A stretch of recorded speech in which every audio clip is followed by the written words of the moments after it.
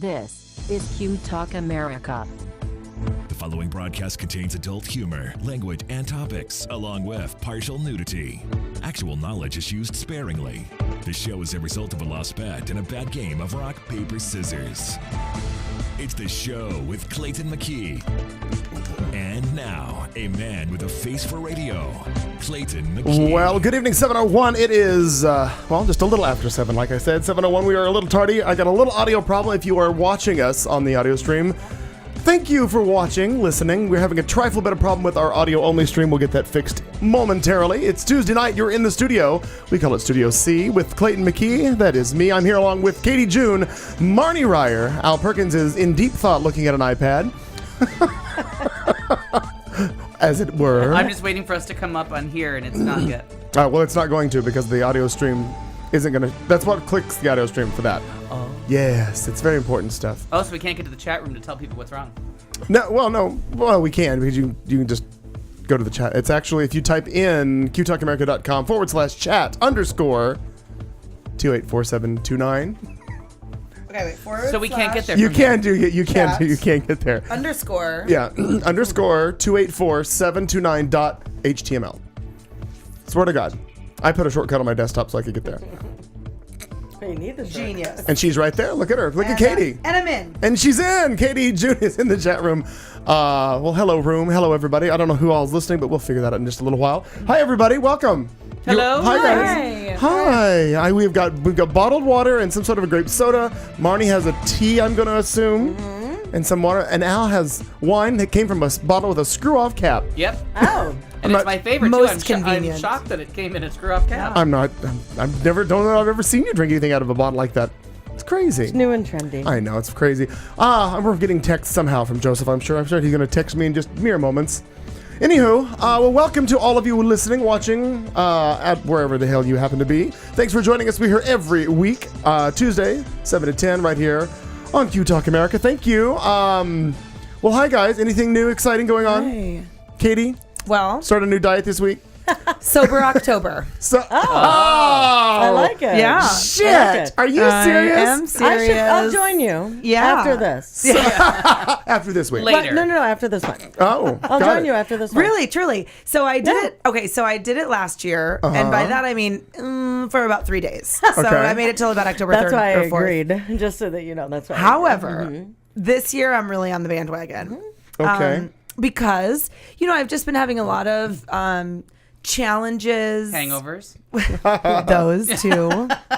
That is not an inaccurate Well statement. played. Mm-hmm. But I've been having, Kelly and I have been really, we want to expand our family. And so we've been going through all kinds of fertility mumbo jumbo. I'm not having any problems. I have lots and lots and lots of great eggs, but I've just been on, too many, as it turns out. If they actually Can't were pick a to favorite? pregnate me, I'd be like Octomom times God only knows. Oh, fuck. Yeah, so no thanks. Yeah. So no thanks. Yeah, I'm gonna pass. So anyhow, I've been on so many hormones, hormones to do one thing and then that doesn't work. So then a hormone to push something else and then another hormone to flush something else. And so we are taking this whole month completely off, and I figured this was a good Sober October 1st. It rhymes, so it's fun to say, easy to jump onto. Ease on in. Yep. And I just thought it was like a good month to just kind of cleanse. It's a good call. So Yeah, that's fair. it's day one. And it rhymes. Yeah, that's what I'm saying. So it's like more easy, I think, and fun to stick with. Sober April doesn't really work. No. Yeah. Boring. Yeah, but Sober October, wow, Yeah. that kind of sounds fun. And you screw yourself though, because isn't October typically like the Oktoberfest beer garden month? Ironically, Oktoberfest is really supposed to be in September. Oh, getting ready for Octubre. Yeah. I guess. I don't know if it just goes back to when the calendar is really lined up for what month of the year it is. Mm-hmm. Because October means 8, but because of a couple Romans, it's not. Yeah. No, I don't know. Happens. There's that. I'm maybe doing a camping weekend. It's rainbows. I'm going up to my parents' cabin for a few days. I have some friends' Halloween parties. Sure. So, it's a challenging month to it's stay a tough month. Well, really, but any month that you look at, there's going to be something. July, there's pools. Yeah, exactly. So you're going to want to drink by those. August is the one that you can, because there is no holiday in August. That it's You can almost stretch that one out. Yeah, but there's a Tuesday. You can stay busy. You know. Yeah. Exactly. that. Right. Exactly. Anyhow, so sober October. Nice. Very nice. Lovely. Marnie. Yeah, well, Braun, if you're listening, I can't drink at your wedding. And when is that again? Oh, well. Sorry, Braun. No, actually. All right, now I need a Braun update because I was under the impression that he was here in town and I missed him. He was for like a day. Okay, bitch. Yeah, right? I'm a little upset to not get some kind of he was, he came in on Thursday. a first refusal, a chance to say, no, I don't have time, sir. Yes, I'm not going to come out there. Yeah. Yeah, he came in on Thursday. I didn't even get to see him. So, But he will be back, I'm assuming, or you're going there for the wedding? I'm going there for the wedding. wedding. Because it's their anniversary, am I correct? Yep, it's the 3-year It's 3 anniversary. years, right? Yeah. Of when we performed the ceremony illegally. That's not the That's right not word. illegally. Right. But now legally, Yeah. we're going to do it. Without the full blessing of the federal government. Right. Who can fuck off? No, Ted Olson and company, I can't remember the other gentleman's name, but I remember hating Ted Olson, so his name comes quickly to mind. They are taking on Virginia next. That's the next state that they're going a legal route. Virginia, a judge ruled in New Jersey this week that because of DOMA, any anti-marriage laws were unconstitutional. So it's the dominoes So what's are Chris really Christie in line. going up against? There was something about him wanting to send it to a higher court. Pull it towards you. He's There you go. there's no higher court to go to. He wants it to go to a public referendum. He wants wants his name off of it for the Republican primaries. So he wants to do the states' rights thing and have it go to a state's vote. Okay. I didn't that way read what it was. And that way so. he can not bring it up because they're saying that that's Keep his hands clean. Yeah, Sure. keep his hands clean to the whole thing because he's kind of resigned to it and is trying to clean up his. Yeah. You know, they want a presidency and they're He just needs to. They're not going to get it without that. No. He needs to just Right. move forward. right. They got to find one minority. The Republicans need one group to not think they're evil. Yeah. So And right now, Just start the one. Start with the gays and Just- work. just the one, dear. Well, they have so many that if they got one on their side. Oh my God. they would be better off. That's Yeah. true. That's true. But so this Virginia one's an interesting one to watch, and it's just Olson and company. I can't remember the other guy's name. Staunch Republicans and very conservative. Like they are the. I've talked about it so much, but they're going after Virginia, Good. and they're pretty much just bringing all their notebooks from California and being like, "See how this works? See you later." Yeah. Yeah. We're just going to leave these here. Can you look them over and Browse, Just peruse review them at your at leisure. leisure. That's sexy. I like Ooh, it is. I like it. Sexy and you know it. So yeah, today's start of payroll. Obviously, that's exciting. Yeah. Obviously. Always exciting. Very much so. Can you tell me, like, why is payroll such a pain in the ass? I don't get. I mean, I've never done People it, Are a pain in the ass. so I don't understand like what goes They don't into fill it. out their time cards. They forget to put in things that they worked because she they doesn't. don't get them in on time. Yeah, because she does Then you have to call and beg 'em. self-employed, right? The people that are self-employed or Basically, yeah. what's the word I'm looking for? Not Contractor, free agents. but- Contract. So turning in. I mean, they work for us, but they can. It's easier they're now hourly? because they can. Yeah, and they can typically enter their own. And Molly works with me, and she does the entering of those who don't enter their own, but people getting them in, doing them right, making them legible. You know, just it sounds so stupid, but it's constant. And It's how gotten many better. It's gotten employees? better. Oh, so Molly does work for you. Oh, I thought Molly was. No, she's with Orion. And our Orion is the company company. has Yeah. Orion Okay. is the company. We have over 2,000 employees. Oh wow. Are you doing payroll for all of? no. Oh, okay. So it's just one of those things where you call and then the authorizations aren't there. And it's just People always are happening. It's always, according to Clayton, it's every day. Yeah. You know, this happens every day.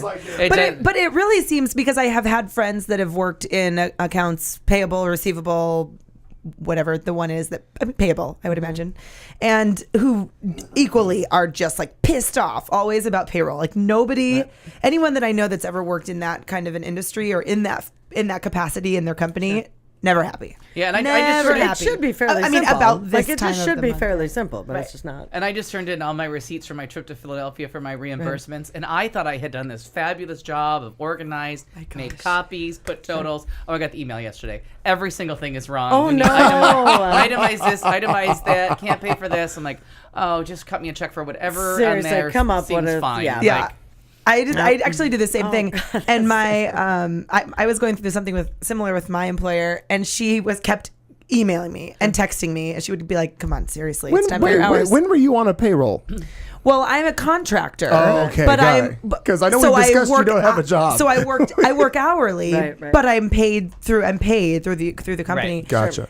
And so the other day I was on top of it. I had been tracking my hours diligently. I was prepared. I have like alerts 3 days in advance, 2 days, 1 day. I'm like, get this.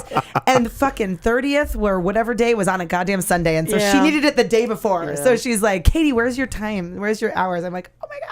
Damn it. The one time I was prepared. You were all ready for it. Yeah, no, Things were looking good, and then the ship sank. I was the payroll. I was part of the problem. Usually it's before the holidays that become an issue. And I don't yeah. mean Christmassy. I mean anything. Like 4th of July. Because there's then always you a have weird glitch. Right. Or Because like a it's a time. holiday, so then you need to get things in earlier and you need to do this. And there are times where Molly has just worked her butt off before people entered their own.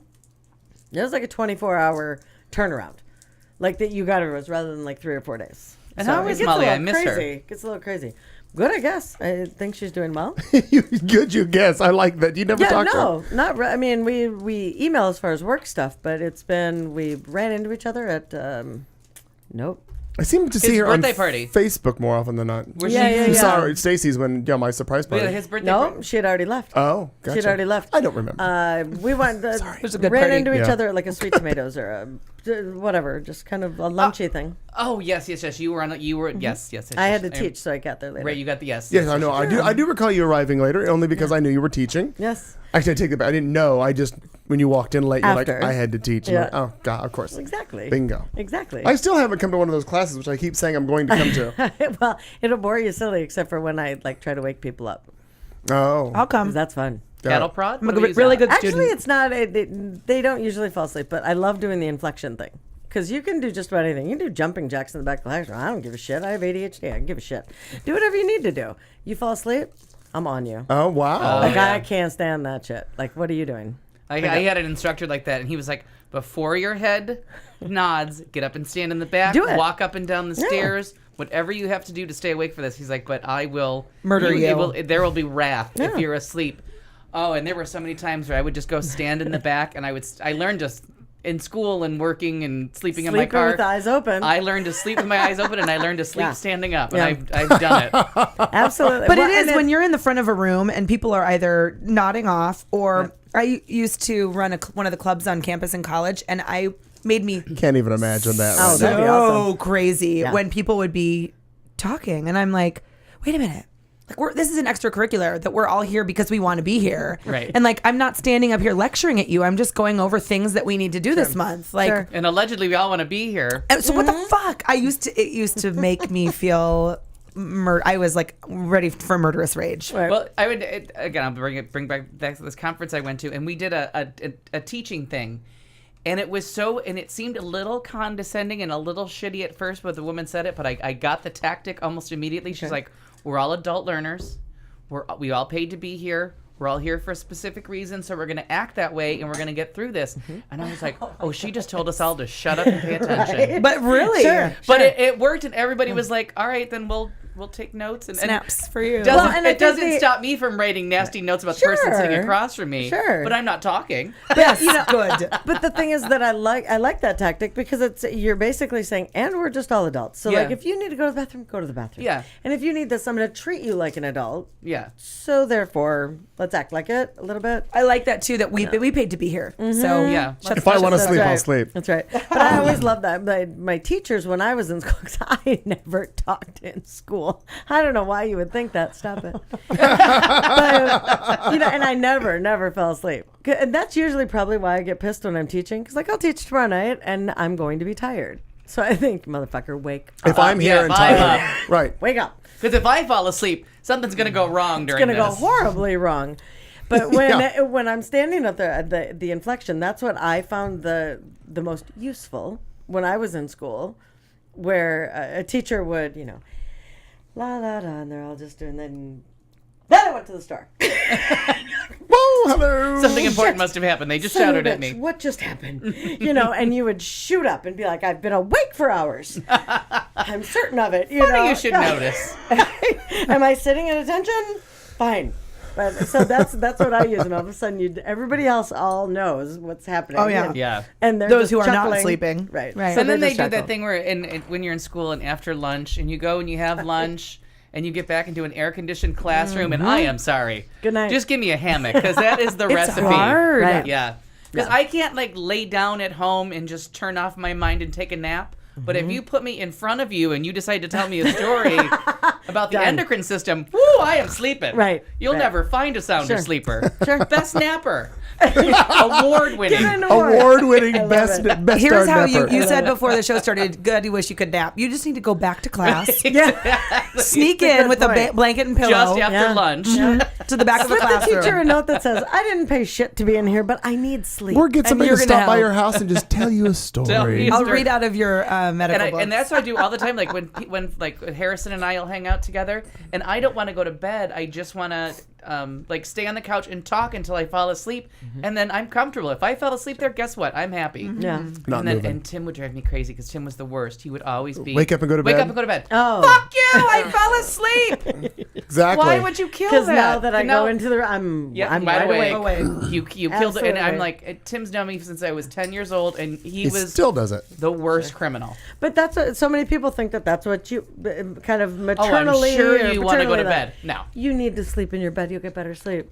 No, I was won't. fine. Oh, I If we're in the sleep. back of a gonna covered sleep. wagon going across the Rockies. If I fall asleep, that's good. I oftentimes will fall asleep in the recliner, Sure. and I mean, I'll wake up, 6-7 hours later, and I've slept much better than if I were stretched out in my gel-topped queen-size mattress. Absolutely. Well, I was saying last night I woke up, which is just got awful. 1:30, 2:30, 3:30, 4:30. At 4:30, I was like, "Fuck this," and I just got up. So frustrating. And Kelly said, "Go sleep on the couch," because what she'll do too is if she has that same problem. She's getting sleepy, and then she'll move to the bedroom, and then she's wide awake. Yeah. And so she has to sometimes she'll go into the back room, into the guest bed. She'll just change of scenery Yeah, change to of just scenery. try to fall asleep.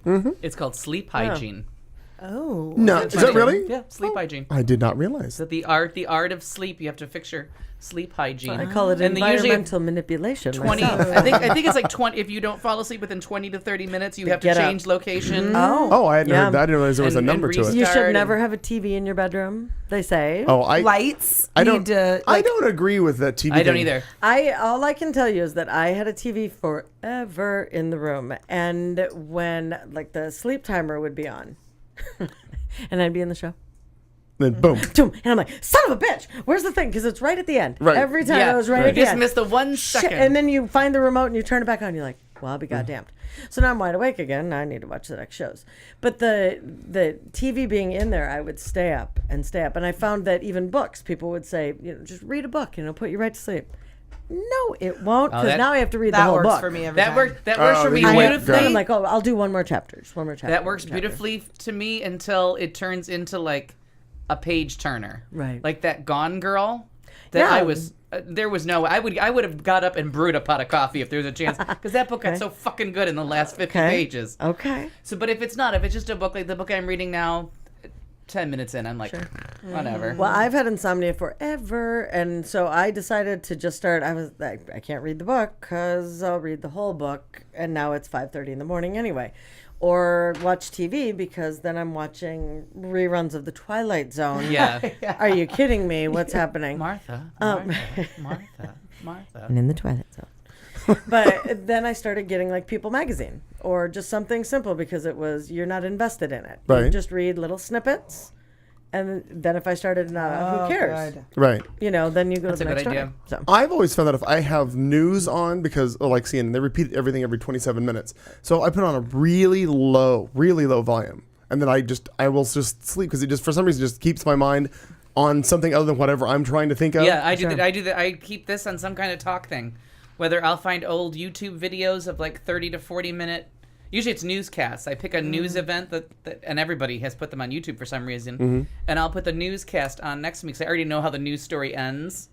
But I fall asleep while they're talking about it, and everybody's just chatting, and I don't have to wait That up. kind of black the black noise in the back or the Yeah. white noise or whatever it's called. I don't even know. My cousin Michael and his mom, when they would live out on the farm. They didn't have air conditioning, so they had all these box fans. So they would have box fans on high, and just that white noise sound. Yeah, the whirring. That's very soothing. They still are like that. If I'm not mistaken, my aunt, I know my cousin, he still sleeps with a fan on year round because that noise. If it's silent, they can't sleep. Yeah, and our ceiling fan even, I feel like we keep tightening it, but that son of a bitch, every time you turn it on, it's like click, click, click, click, click. But even that now, I need that sound, that like clicking, sound to just fall asleep. Yeah, my house sitter was like, he's like, this room is really hard to sleep in. I'm like, well, then sleep in my room. I'm like, but why is this room hard to sleep in? I sleep in that room, probably I'm down to like a quarter of the time I sleep in the extra room instead of my bedroom. Mm-hmm. And he's like, oh, that ceiling fan makes noise. And I'm like, didn't know I that. guess it does. Yeah. But I find any kind of noise, like I need the white noise. Like I can't, tick, tick, because otherwise I'll just hear my crazy fucking brain. Well, they say that with the TV being on, that it like that. Yeah, that it's more about the stimulation. From the light, yeah. Mm-hmm. So that's why a radio, or having that noise is probably okay, but the flashing. Well, going back to the TV thing, when I have it on, because I usually sleep on my side, where my TV is there, I'm away from it, so I don't see it. It's just the sound. Okay, yeah, sure. but it's like a radio if you don't look at it. Similar. But I can totally sit in lay in that recliner, being looking right at Brian Williams, and be out before Good evening and welcome to the new. I was at Jason's house yesterday with the he's got all his couch, the whole thing reclined. Yes, they're lovely. I was like, oh, you were never getting out of that thing. Yes, we will never see you again. Aren't they lovely? And did he show you the hideaway little cabinet in the center of the one? And then there's like a little He has the prime television movie watching setup over there. He was. Yes. He was telling us that he has a disease that requires more sleep last night. Shane told me that. He goes, "Oh, that's the latest story. The dizziness, whatever the hell he's got going on, whatever it is, he needs more. Requires sleep. More slumber." And I tried very hard. I knew it was going to be a one drink night because I was so tired, and I tried to wait for you. Oh no, there's no way. When I text you and I was rolling, then by the time I rolled through the lot, they were gone. I'm like, I have a sneaky suspicion I know where they are, and they were at Charlie's. And Jason was rolling well. Yeah. Shane was the sober one, which is really a rarity. But they planned it right. Yeah, because Shane drove because Carlton's like, I'm in my cups tonight, and he was. Bought all new cups apparently. I love it. Yes. How about you, sir? Well, it was a fun weekend. I did go to the Sedona Verde Valley Pride in Cottonwood, which was fun. I drove up on Saturday morning, which and it's one of those things like you were talking earlier about how you got the alarm set at 5:15, but you're awake at 4:30. So I left the bar, forced myself to leave. Like at midnight 30, knowing that I had to be up at like 6:30. Mm-hmm. Yeah. So you're up. You wake up about every 30 minutes. Like, is it time? Did I miss the? Yeah. Did I miss it? Right. Yeah. Am I there yet? When you don't have to get up with an alarm all the time, when you set one, you're like, oh God, I can't miss it. Anyway, so got up, rolled up, beautiful drive, beautiful city, or beautiful. Then everything set up. It's really cute and small, and it's so much different. I'm so used to like the Phoenix Pride or going to Palm Springs or even San Diego? Actually it's very similar to Flagstaff because the size was maybe a third or a half of the size of theirs, but literally it's it was in a little city park that they just kind of roped off a softball field, and I mean just a softball field, not a complex, like a quarter. Yeah. They roped that off. It was very cute. I don't even know what attendance was, but it was like you could walk anywhere. There was no waiting in a line for anything. But they're very chill up there. The interesting thing about up there is so many gays are in there or within there or live up there, but nobody gives a shit. Right. It's like, hey, we're gonna go eat, or we're gonna have we have a wine bar. You want to come over and you bring your boyfriend, bring your girlfriend. Nobody cares. It's just very very chill. That's how Central Phoenix is becoming. Like, well, yeah, true. Maisie's, Postino. What's the one across from Postino? The Windsor. Oh, the Windsor, right? Are they gay bars? I don't know. I'm there all the time. Half the time, right? Yeah, exactly. So it was half very nice. the employees are gay. No, we already know all of them too. Mm-hmm. The other thing was because they didn't have liquor, they didn't have food vendors. They learned their lesson this year that they need to have food vendors because what they were trying to encourage people to do was go like just 100 feet down to the corner and enjoy restaurants in Old Town Cottonwood. Well, the problem is you let somebody leave the parade grounds, well, they don't come back. Right, sure. Because those restaurants serve liquor, and they didn't have liquor. They only had beer and wine, which you would have been completely fine with, Hal. But they only have beer and wine at the festival. So I literally sipped on like 3 warm Bud Lights throughout an 8-hour period. And I was done at literally done at 8 with the 7 people that were remaining watching the girl that was singing. And so we wrapped everything up, and I realized that the sidewalks had rolled up along with everybody else. And I'm like, I don't really want to drive 17 miles to Sedona to my room.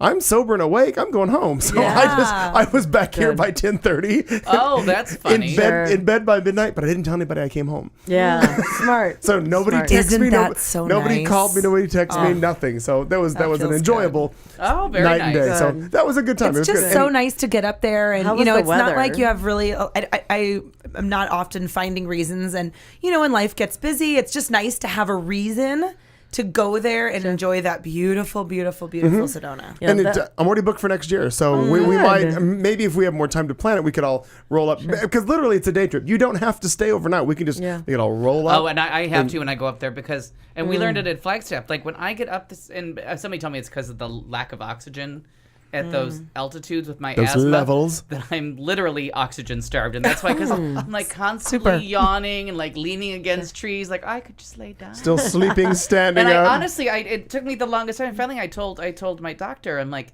there is just something about me in Flagstaff and Sedona that I am sleepy time. He's like, yeah, you're probably not getting enough oxygen at that altitude. Not able to breathe, Because really. Flagstaff is actually higher than Denver. Yeah, that's what I had It's heard. o- That's what. Oh, it yeah. is? It's Yeah. over a mile high. Oh, So the air is I didn't very re- thin. I did I not had realize heard that that. from somebody. Yeah, see here, like, So it's the mile and a quarter city. and I will be up there because the weather had to have been beautiful when you were there. It was actually in the shade. It was great. It was actually a little warm. I Oh, thought. okay. Standing out there in the sun because I was expecting to be. 80s-ish? Well, it is very 90s-ish? sunny. Yeah, but it was beautiful. Don't get me Right, wrong. right. Yeah, but now as soon as that sun went down, Chilly. I mean it's similar to what it's Yeah. doing in the valley right now. I Yeah. mean the second the sun goes down, you do lose any heat you've got. You go into, but not enough to wear like. Scarves and gloves and jackets. People Buddy really. Early's posts have God, been that was killing me. Yeah, they have been crazy. And the other night I was I riding. must be missing that. Like, Oh, God, it's well, he was funny. going off with the fact that it's 82 degrees. Put the fucking scarf away. It's not. We're not at Nanook of the North Why yet. are people Yeah. saying they're so cool? Oh my God. Although I did wake up to go to spin this morning, 5:30. I left my house and it's dark. And normally, all summer I'm used to leaving my house in my bike shorts and a tank top and I run out the door. And at 5:30 this morning in bike shorts and a tank top, it was a little chilly, cold. nipply. Like, nipply, and I right? wouldn't even go so far as to say cold because I Yeah. didn't turn around and go back in the house for a sweatshirt. But I was like, note to next time I do Yeah. this, Note to probably gonna self. want to throw on a little jacket Yeah, over Because this. Thursday or Friday morning, I woke up and I was I couldn't place the sensation. I really could not describe the feeling I was feeling. What? So I decided to go pee, and maybe that would make it clearer. And I looked at my thermostat, and I was like, "Oh, well, somebody set the thermostat for 72 degrees." I'm like, "That's way too cold." Yeah. So I'm like turning up. I'm like. And it's not. Oh, it's 72 degrees in here naturally. So I pulled the comforter over me because I'm like 72 degrees in my world is winter. Like, Oh, see, and I think it's so delightful. I had the comforter I think on, it's and delightful. I just And snuggled I love up. it, but in the covers. Yeah. Oh, And we had the same curl thing up. because we have the ceiling, the work it Yeah, ceiling that's- fan, but then we also The have like work it out. 'cause Is it's that like the sound? Yeah. Work it out. I think so. That's You more got the something. bed. Something. Yeah, to better, Oh, that's yeah. the bed. Oh, good for you, Katie. Yeah, girl, Nicely done. With And- this noise. and we have the other little floor fan too.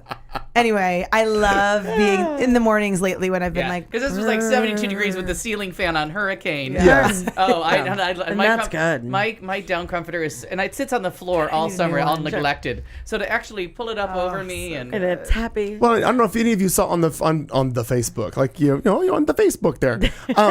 Okay, Grandma. The other night I was riding through the neighborhood and it's like 70. I think it was like 72 degrees. I think that's what the temperature. No, it may have been warmer. Somebody's got a fucking fire. Come on. Really? It's oh, a you can you little can too totally early smell the for a fire. fire. now I fully agree with pretending there's seasons here. I will Yeah, put but- on the costume. But maybe the end of October. Like, Right. wait for a little while. yeah, to it's pretend. still a it's warm for a fire in your house. Yeah. I Come mean, on. I a would- little bit. Unless you're burning if I things was in the at- backyard of your exes, so who cares? If I was having a party and we were pretending it was a late September party, Yeah. I would do it. Apple cider. out back, Yeah. but like out Bring out the full costumes. at my house, there's a fire pit and it's way up. We'll go out there. You can make the fire. Fine. Oh, that's what I thought you meant, like a fire Oh, pit. no. No, in I'm somebody's pretty house. sure this was a fireplace. It Yeah. smelled of. Oh, no, we're nowhere no, near a we're not fireplace. doing that. I thought I'm you meant fine. fire No, pit. I'm fine of a little mini bonfire in the backyard. Yeah. That's different. No, this really That's gave ridiculous. the aura. This was a fireplace somebody had going. All right. Well, and speaking of the Cottonwood area, that's where I'll be this weekend, performing a ceremony. Oh my God, god. the Rev Rye That's is right. in full effect. Now, who's getting married there?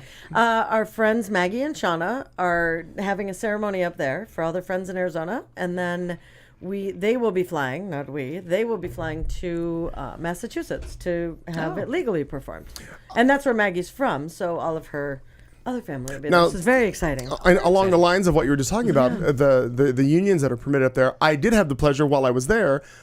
Twice I introduced and met the mayor of Cottonwood, lovely lady. Diane Jones is her name. And she spoke at the very beginning of their Pride. They opened Pride with the Mingus Union High School choir. All the choir gets singing the national anthem. I love it. And like all diverse. And the kids just all hung out. Like there was no big deal. Nobody cared. It was gay Pride, but everybody hung out. That's And so then, cool. Oh, that's so very that nice. then the mayor came back about 3:00 when more people were there, and I introduced her, and then followed her with the mayor from Sedona. I can't remember his name. Mr. Mayor. But he's His the, honor. But Sir or Sedona, ma'am. but Sedona being the 4th city in the state of Arizona to do the civil union. So that was kind of nice. And I asked him, I said, well, how would you like to be introduced? This is well before he was going on. And he said, well, nothing in particular, but just be sure to mention my good looks and intellect. That's what he said to you. So, I yes, he enjoyed did. it very much. So like I that. forgot that. And when he came off stage, I said it when he came off stage, and I said, well, Mr. Mayor, I'll be staying in your fair city this evening. He said, well, be sure to have a drink on me. And I'm like, oh, you have an open tab? He goes, yeah, just tell him to put it on the mayor's tab. You'll be fine. That's Very awesome. fun. Very, Well, they're very that- cool. And I don't know how that works because that was something last week. The mayor doesn't when- have a tab. Stop, I say. Okay. When foiled. I was I'd go- going to I'd check go- that out this weekend. Right, actually. exactly. Mayor. Yeah, I'm friends with Clayton. Mr. Mayor. Mr. Mayor. That is only for Sedona, Right. correct? So when It's you're not all saying Verde Valley. Cottonwood Right, and no. all of that, no. City proper, whatever. Because that was something I thought about last week and then it went away until just now. I was like, wait a minute. Maybe we can do this legally next week, but No, we can't. no. Yeah, or this weekend. Yeah, but- Tucson, Sedona, Jerome, and Bisbee. Bisbee. Okay. I just wasn't sure if it was kind of an all-encompassing. So that would have been kind of fun. Yeah. Yeah. So- It still would be very fun. All in all, great weekend, good times, and this week's we're only into Tuesday, and this week's already been a hell of a deal. Be sure to verify information. Somebody gives you information and verify it. Make sure it's right. Confirm. That's really confirm. What is it? What is that phrase? There's a phrase that's something similar to that. Danger, Will Robbins. Trust but verify. Trust me, I like it. Very good. Something to that effect. that sounds fair. I like Sure it. it I like does. it. 7:33. God It's a we trust, all others pay cash. Exactly. And don't call yourself God. No. Yeah. No. Don't try to foil him. It's enema. 7:33 Tuesday night. It's the show with Clayton McKee alongside Katie June, Marnie Ryer, Al Perkins. We'll be back in just mere moments with more Pray headlines, and I've got a lovely letter to read you from two loving neighbors. You're listening to Q Talk America. I'm straight. I'm gay. I'm bisexual, and I give a damn about equality. Want to know why? Because one hate crime is committed approximately every hour of every day in this country. Imagine walking down the street and wondering if this is the day you'll get beaten up or even killed simply because of who you are. Because many gay, lesbian, bisexual, and transgender teens who come out to their parents are thrown out of their homes. Imagine confiding in the people you trust most, only to be rejected and tossed out with no place to go. Because during the past 16 years, over 13,000 men and women have been discharged from the military for being gay. Imagine being willing to sacrifice your life to protect and defend this country, only to be kicked out of the military because of who you love. These are just a few of the reasons why we care about equality. It is time for things to change. We all have to get involved. We all have to give a damn. I give a damn. Do you? Join us at wegiveadamn.org to learn more. This is the Q Talk America Radio Network. Alrighty, some headlines. Most all are true as well. On this Tuesday night on the show, let's see if we can get through this somehow. Well, George H.W. Bush attends a same-sex wedding. Sexual frustration in Wisconsin. A CNN host asks, would you give up your salary? Drugs, drugs, and more drugs. It's a mother-daughter crash-up derby.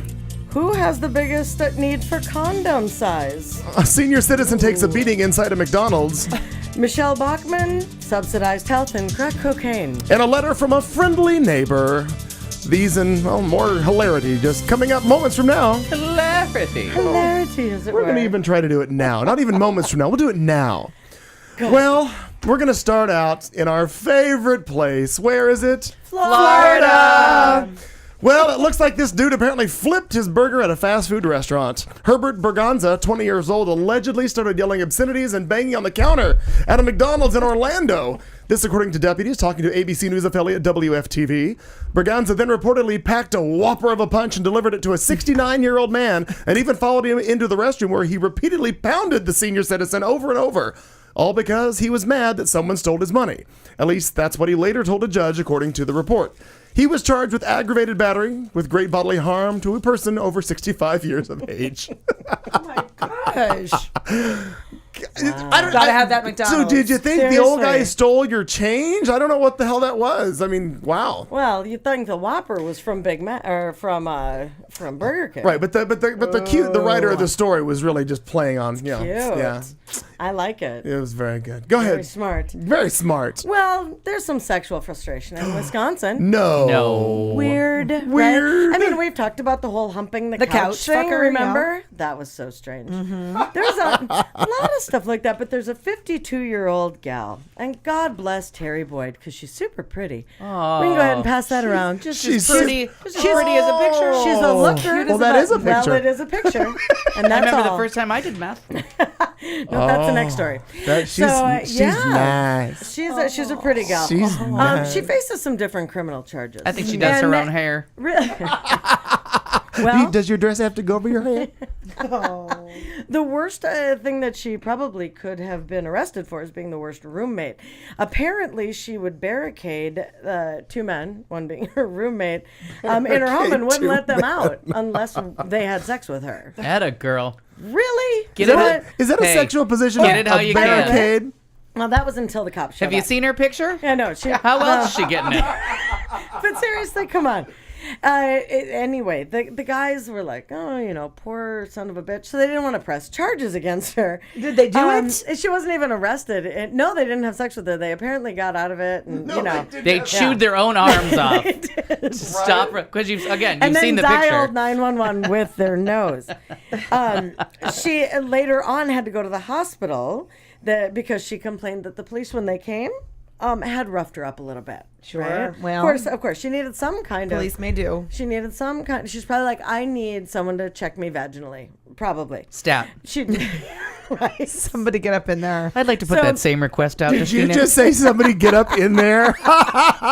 Hello. Somebody. That's sexy. Anyway, there was disorderly conduct. She went off on she didn't get off. She went off on the medical.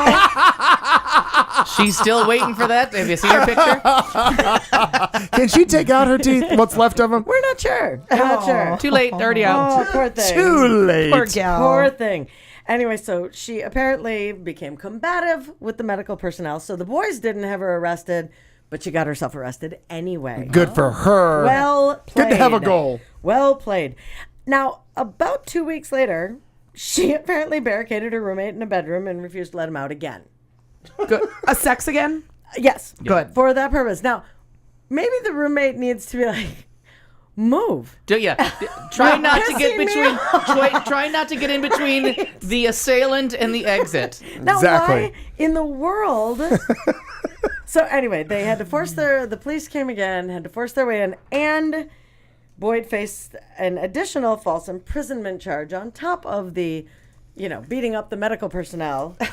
She's a busy girl. Unfortunately for her roommate, though, boy, a lot of sexual frustration. She posted the $1,500 bond and was released from custody. So good. He really better change the law. Oh, so she's got a job. I mean, she can post bail. God bless her. Well, somebody posted. She should be able to. She's got something in the win column. That's all I'm saying. Maybe she's a prostitute. Maybe. Apparently not. No. No. Well, That's my point. I just went backwards And if on she that one. is, I'm like, wait she's a minute. not. And if she is, she's using somebody else's picture in her ad Right, because absolutely. that ain't selling nothing. No, not No. $1,500 worth of anything. No, probably not. Anyway, there you have it. There you and have we don't it. know that she has an attorney. No. Yeah, Well, at this point. Shocking. Somebody's going to go pro bono on that, I'm probably sure. Up into the... Pro boner? What? Either way. I've been pro boner for a while. Fair enough. Allegedly. Exactly. Oh, yay. Let's go to the upper eastern United States in Monmouth, Maine. Police say a mother and daughter are facing charges after ramming each other's cars during a dispute in a Monmouth, Maine cemetery, resulting in damage to several headstones. Police say 42-year-old Melissa Grant and 20-year-old Savannah Lowe, both of Winthrop, were arrested after the Demolition Derby Friday in Monmouth Ridge Cemetery. Police Chief Kevin Merlin tells the Kennebec Journal that Lowe wanted to keep Grant from leaving the cemetery because the daughter thought her mother was too drunk to drive. The daughter then hit her mother's car with her vehicle. Then the mother hit the daughter's car. Several headstones were knocked down or broken, causing an estimated $35,000 in damage. Both were arrested and held over the weekend on charges including aggravated reckless conduct. It was not clear if they had attorneys at the time of press. And shouldn't Mama Bear have gotten a DUI out of that? Because she was operating the vehicle. She wasn't going far. Private property. I don't know if they got private property. Oh, in Arizona, somebody got pulled over. I think they actually backed out of their driveway. All they were doing was backing their car out, like barefoot in their pajamas to let the roommate out. Oh. And got a DUI in their pajamas. Sure. No, as long as you're behind the wheel. Well, I understand that, but I'm Sure. going to guess that probably because they're on private property, that there's nothing they can do. Just put cider for being stupid. You don't actually even have to be behind the wheel. You can be as in long the, as in the keys are in the ignition, is it? The keys don't even have to be in the ignition. You have to have the keys and like the if intent. the keys are in your possession or even in the glove box, even right? able to be accessed by you, and you are near the car and you are drunk, right? And they you would think I would that have you're learned all going to that. drive. I guess I wasn't listening then. Yeah, that's Nope. we learned that one at the bar because you couldn't even be near the car because people would sleep in their car and they would get in trouble because at any point they could wake up and start driving, so they would get arrested. Sure. They wouldn't get extremes though. That was the nice thing is they wouldn't since they weren't actually. You're just sleeping drunk in your car. Yeah, they would just get Still they get a would get DUI. the driving while impaired or whatever it is, but they wouldn't get the extremes, even though they easily could have breathed a Diana Ross level. Yeah, dangerous. Which is the benchmark. Dangerously That's Diana the benchmark Ross. of where we go. Oh, I think Tyler. I don't know. No, I don't think Tyler's there because we don't have an audio only stream tonight. So he only listen to the audio only. He doesn't watch us. No, I think he watches. Oh, I didn't think he watched. Maybe, but I don't know where Tyler is. Hi, then. Tyler. If you're because he wasn't here last. Oh yeah, now the chat room left again. What do you mean left again? We ran away. Yeah. Oh yeah, because like the chat button's gone. Oh, well, again, I can teach you how to get there. No, I'm there because I got there. Oh, okay, gotcha. The audio stream was working a while ago. Oh, gotcha. Well, yeah, but no, it's a challenge. I'm not sure. I'm screwed. Yes. Okay. Go ahead, Mom. All right. So there are a couple of different drug stories, and I'm just kind of putting them together because there's a really cute couple. They may be This is a or night may of not be. pictures. Yeah, It is, I like it is. this. Visuals. May or may not be her kids. Related. I'm not sure. Oh. But they're real good looking. This one. Which way did he go? So there's that. God bless him. And then she. Oh. Would we think that she fell down, like took a digger right in the middle of a street on gravel Wow, off no her bike? kidding. Motorcycle, My maybe God. no Or helmet. meth. 40 miles of bad road. Or meth. And that's just her face. I gotta see those. Right? Wow. Stillwater's couple. Stillwater. is Oklahoma? Stillwater, Minnesota. Oh, Minnesota. Mhm. I'm sorry. Go ahead. There's a Stillwater in so Stillwater's- many states. Yes. Yeah, there is. Stillwater couple's pock-faced cross-eyed mugshots double as anti-meth advertising. I mean, really. So they right? get- I know. Now, there's this, considering, don't want your kids to do meth, plaster the mugshots of these two on little Johnny's wall. And you don't need to really worry about it. 23 and 25. Wow. Yeah, so young. Felony drug charges after they were arrested at Lakeview Hospital last November. She's in the car freaking out. Why? Because she's been on meth for like 5 days. And awake for 5 days. And awake Yeah. and whatever else, right? So she was extremely agitated. She's flailing all over the place, and she's in the car. Flailing. Flailing. The police. She apparently was looking for her boyfriend's finger. Oh my gosh. He wasn't in the car. Oh, okay. He's not in the car. Are we sure that finger's not like a word we use for something else? Not one of the good She fingers. falsely believed it had been severed and lost somewhere inside the vehicle. That's a hell of a drug. Oh. Turned out that It's her a hell of a day at sea, sir. Hell of a thing. So her boyfriend apparently is inside the hospital getting treated for a cut to his finger. That's all. Oh, just a cut, not a She sever. made it a much bigger Oh deal. my God. She's a drama queen. She That's sure sexy. is. But she's a meth queen, that's for sure. Oh, Anyway, the EMTs couldn't help but notice the severe pockmarks, scarring, and scabs on the woman's face. well, you can see them. How do you miss it? God damn. I couldn't help but notice that you now- look like you've been pecked to death by a bird. Right. No, Everything all right at home, dear? the guy may not have seen it because he's looking that way. Yeah. Sometimes, Yeah. but He's never actually laid eye on her. Well, based on the picture, he's got one lazy eye. He's looking at something. What the hell? All right. Oh, Or Jesus. something he never laid eye on her. just to That's his funny. left. Something exciting's So happening. there's a neat cap to a hypodermic syringe sitting on the driver's seat. Oh. More charges. Okay, now ensued. I have to claim almost total ignorance, Yeah. even though I have a story about it coming up in entertainment. But Similar. Nice segue. so you can shoot up meth? Oh, yeah. I honestly have no idea. I mean, either. Yes. Oh, got a yes. Yep. It is We're affirmative. going to yield to the girl from Nantucket. I have never shot up meth. Let me just put that out there. Good to know. But, Good to know. But That is you good comfort. can, yeah, you. But I'm sure that you can. Yeah, do you just about can. damn near any. I mean, I think you can put just about anything in your. I mean, I would anything that's- that can be that's gotta be put down into a caustic. powder Sure, form powder and form. Sure it cooked. is. I mean, And it makes her face look like that. Now, what I pretty. also don't know Real is if, pretty. I mean, based on she's a the, cover girl model. Yeah, well, cover does. She's the before picture. Yeah, right. Right. Very effective. Very What? nice. Now, I don't know. Based on that, I don't know what methyl does, but that almost looks like she was just scratching herself. Well, that's just you think bugs are coming out of you. Oh. yeah, sometimes there yeah. are just really horrible delusions, and I Yep. think that your skin just gets bad anyway. I mean, when It I've does, known it people does. that have been on drugs, you're putting all of these things Right. in your body, and so you're poisoning yourself, and so your skin gets bad, and you might get a little. Maybe you get a pimple or a boil, or your skin is kind of doing this, and you just dig Well, at it. Friend of God bless her, a friend of my mom's had a meth problem years and years and years before. She had been a nurse, and she would. That's why I say flies. Like she would be like, there are bugs in here. There are bugs everywhere. Oh my God, there are bugs, and she'd be like, don't you see them? And like be picking and scratching and opening up her skin. I mean, it's just craziness.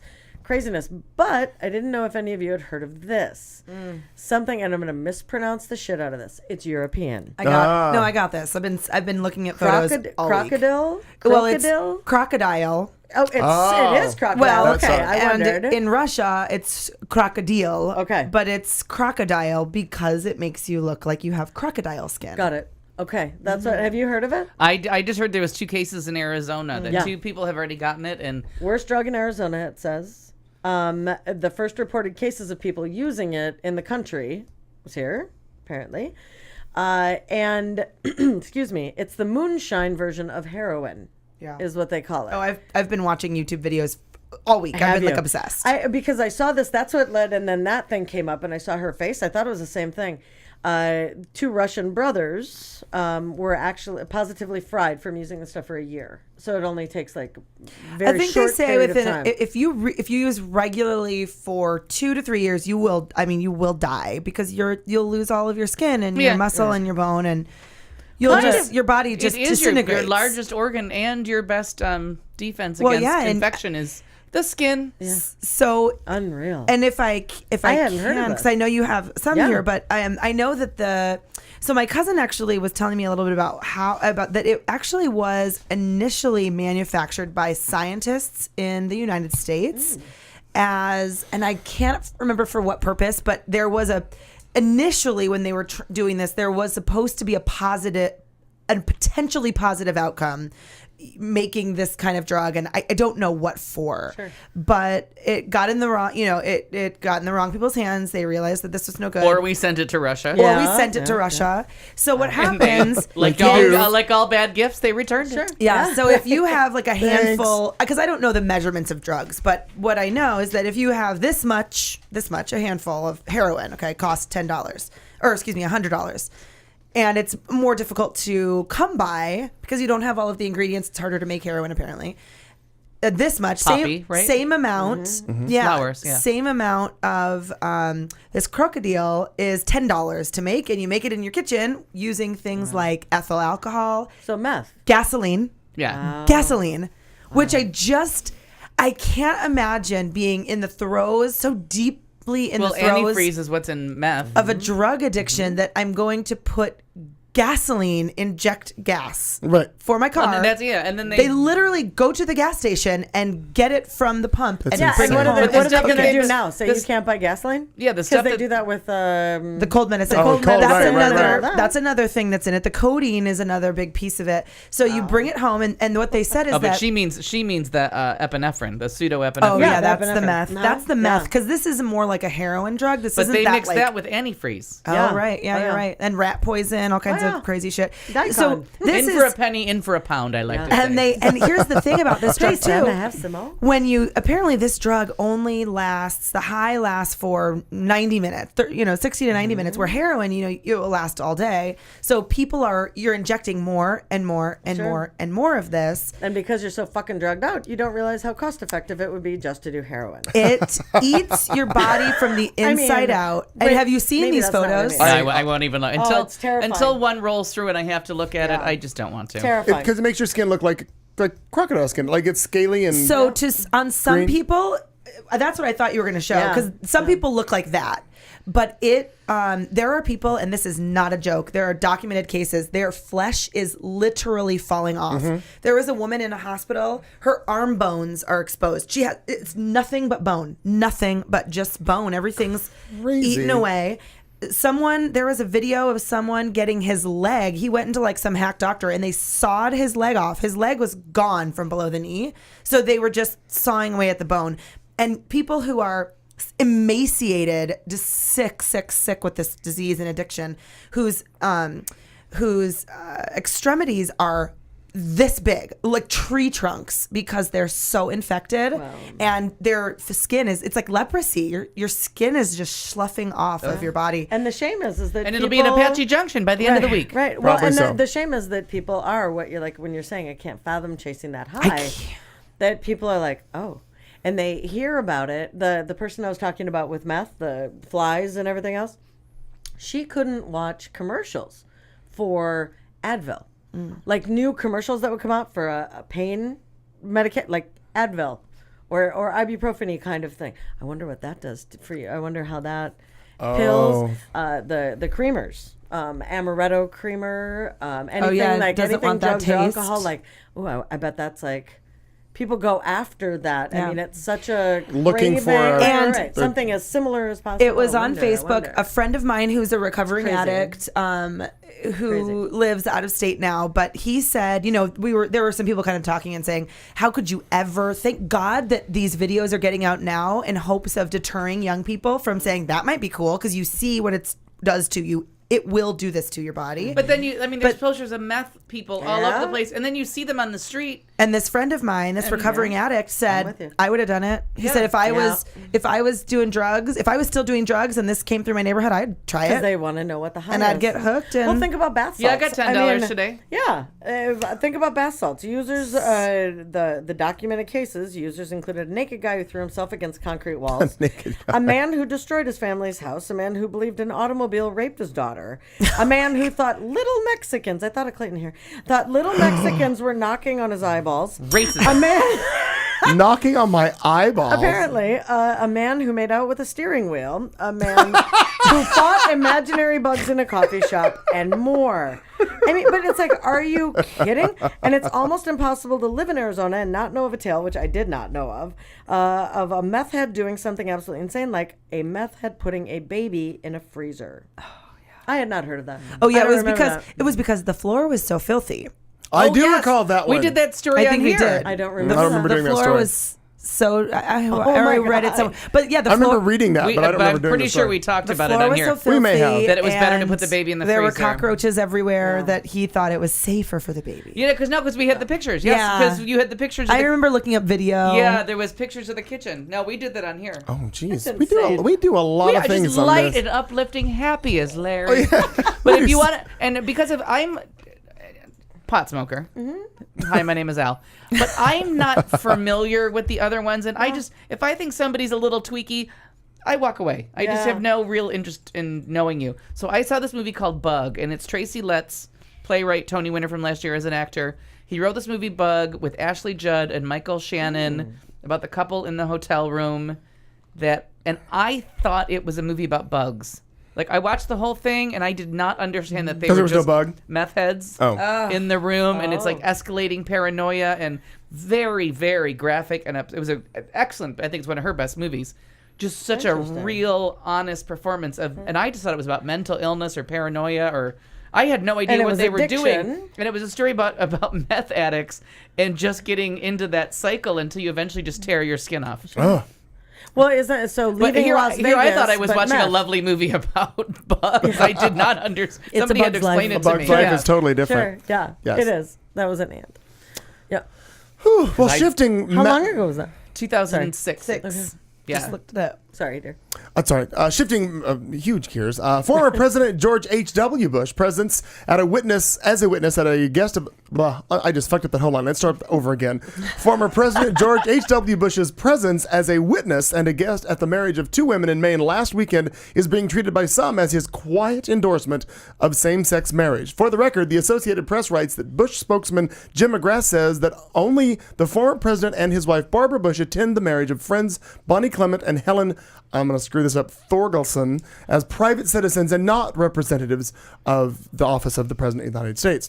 On her Facebook page... But they are endorsing gay marriage because they went to one. They weren't outside protesting. Yeah. Right. On her Facebook page... he signed the witness. Yeah, he was the witness to it. Right. Yeah. That's an endorsement, dear. On her Facebook page, Thorgelson posted a photo of the 89-year-old Bush signing the marriage license with a caption saying, "Getting our marriage license witnessed," she wrote. In an email to the Washington Post, Clement says the couple has known the Bushes for many years, and the Post writes this, quote, this is such a wonderful time for change in our legal system," she added. Who would be best to help us acknowledge the importance of our wedding as our friends and the former leader of the free world? When they agreed to do so, we just felt that it was the next acknowledgement of being real and normal. Clement, 60, and she said she and Thorgelson, 55, have been together for 12 years, during which she helped raise her new wife's now adult daughters.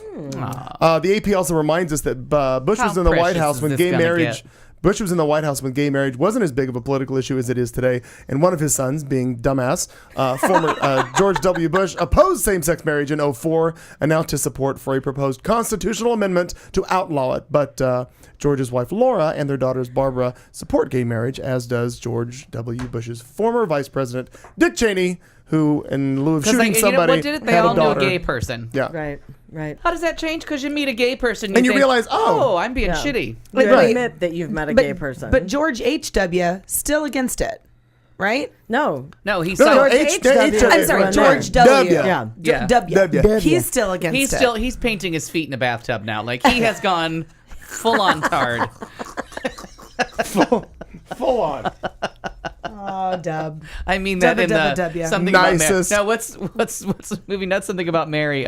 Drop Dead Gorgeous. Oh, that's such a good movie. You know that Tart's pants are completely off now, right?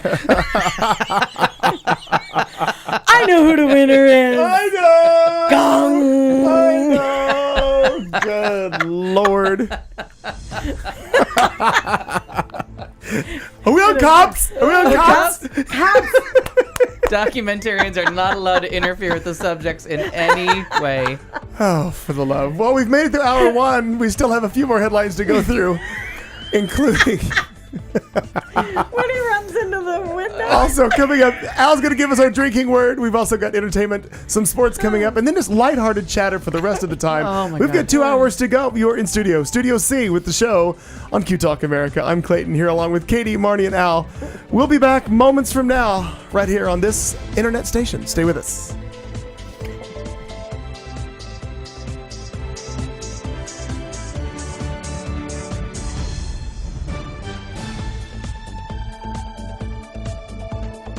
You've been listening to The Show on Q Talk America.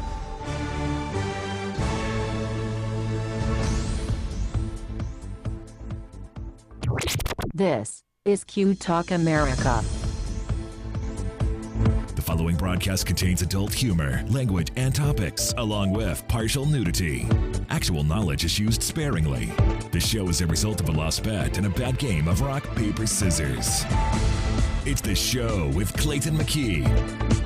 And now, a man with a face for radio, Clayton McKee. Well, good evening again, 8 o'clock. It's the beginning of hour 2 on this Tuesday night. You're in Studio C with The Show. I'm Clayton McKee alongside Katie June, Marnie Ryer, and Al Perkins. We do this every Tuesday, 7 to 10, right here on Q Talk America. Thanks for joining us. If you are at home in your car, on your iPod, at the gym, thanks for taking time and joining our little party of desperation and liquor.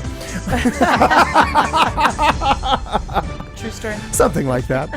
We typically kick off hour 2 with something we call a drinking word or a drinking game. So if you want to play along, we encourage you to do so. And it starts something like this. And now, a drink along. We dare you to stay awake during this royalty-free music and to play a drinking game with us. If you are currently or soon to be driving a car, you cannot play. If you are presently the primary caregiver for children and or the elderly, you may desperately want to play, but no. If you are listening from a rehab facility, you are disqualified because you already hit bottom. And that means you already won this game at least once. If playing this game is in any way illegal for you, put the bottle down and make better life choices. There is no good in your goodbye, and there is no lifeguard on duty, so you will be swimming at your own risk. Tell your lawyer to take the fucking day off. You can't sue us. We warned you. Good luck. Our drinking phrase today is, that's sexy. All right.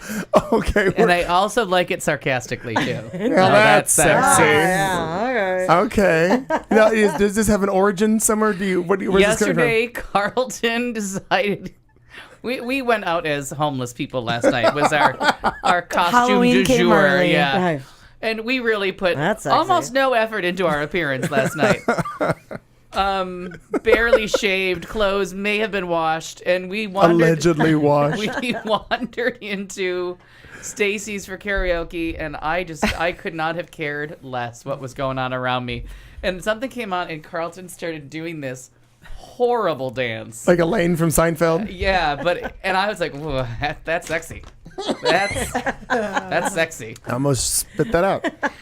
And that would have been sexy. Yeah. And honestly, it was killing me and Shane. And then Jason took it up as some kind of a challenge to do a more horrible dance each time. I love it. I'll have to ask him about this later on if I run into him or Shane, either one. The sexy, horrible dance-off. It was, but it was fantastic. I have sexy to and tell he you, knows it. it was fantastic to watch.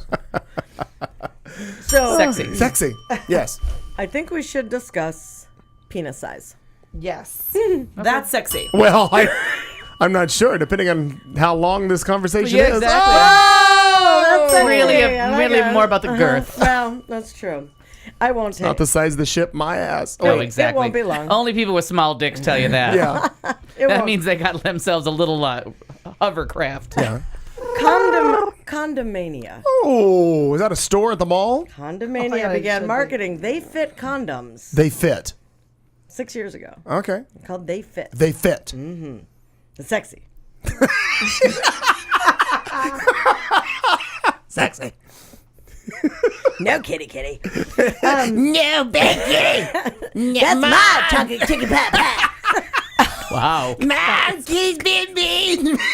Mom, kids look at the carpet again. Oh, goddamn Cartman. I'll tell you a story about South Park later. Go ahead.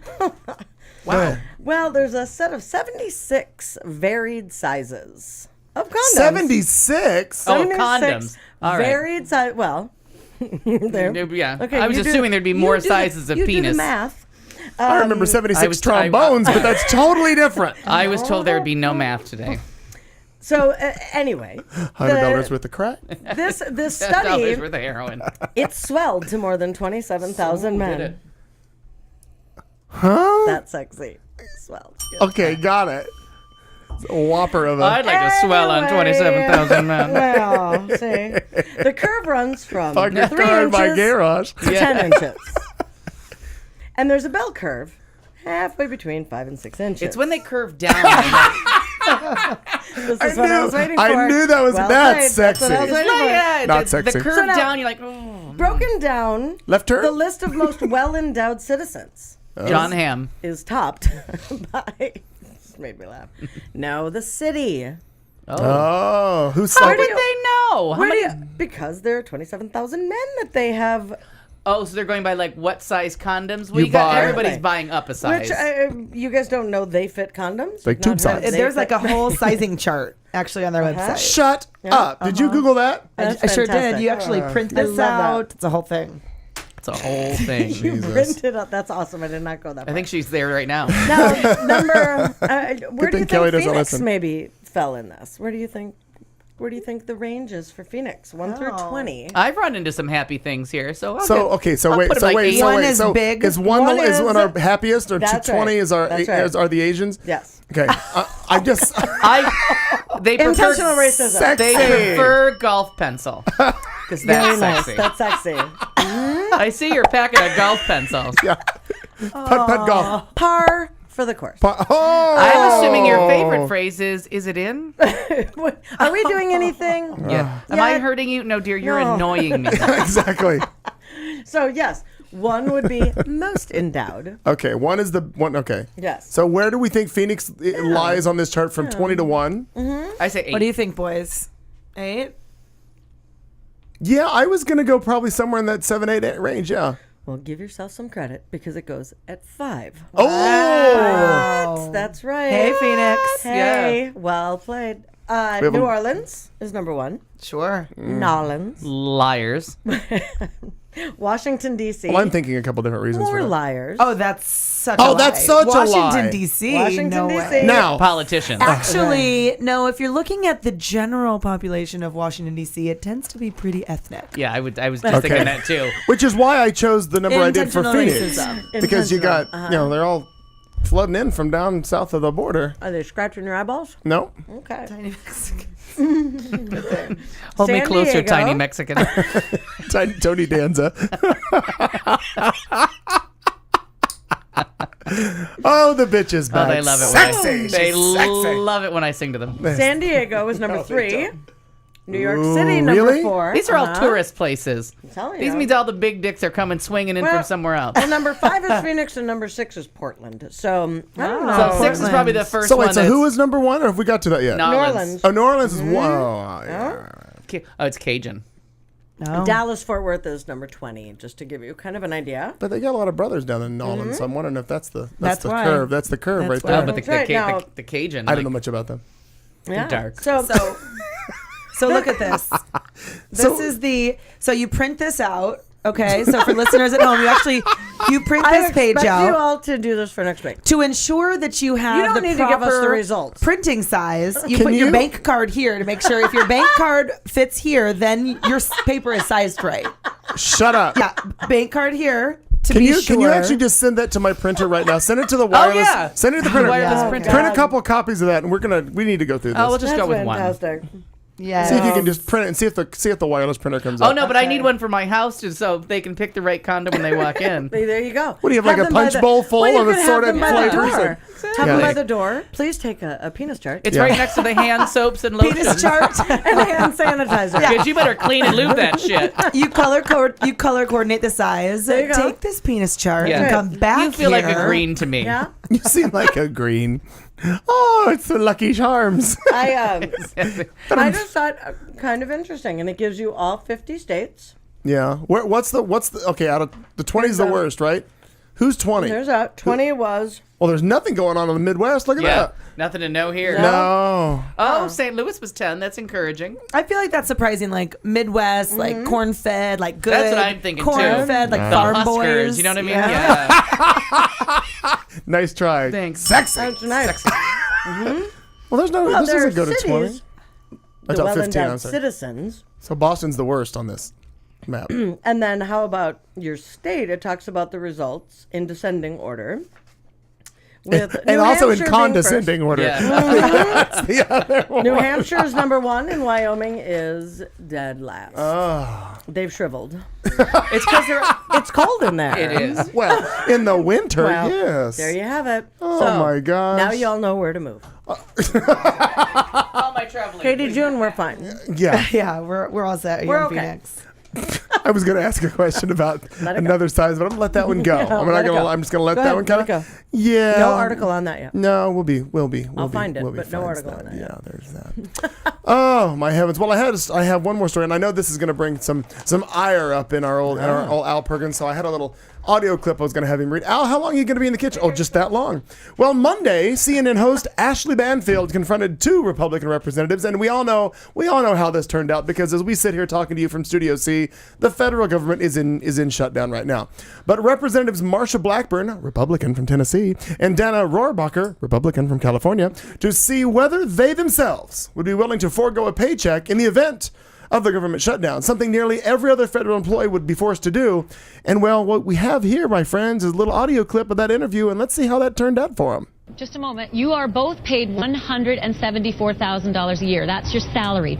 Would you be prepared to add some kind of a rider or an amendment onto a continuing resolution that would take you out of the essential services category and stop payment on your paychecks in order to get a continuing resolution Now through? listen Would to you him get both out of yes this. or no?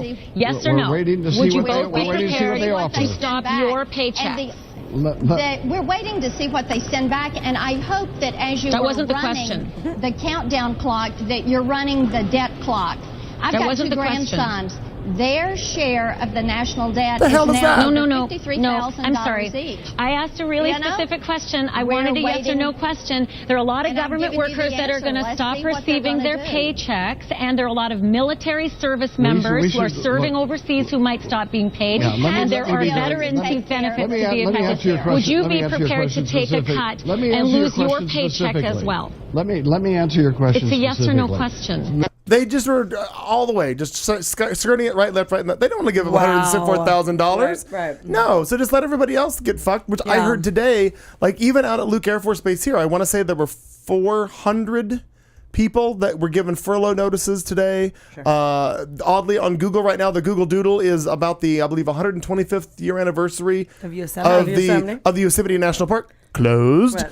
You know, and there's so many parks and everything right here in Arizona. People have been given 48 hours to get out of every national park if they have campers or RV. You know, everything they've been there.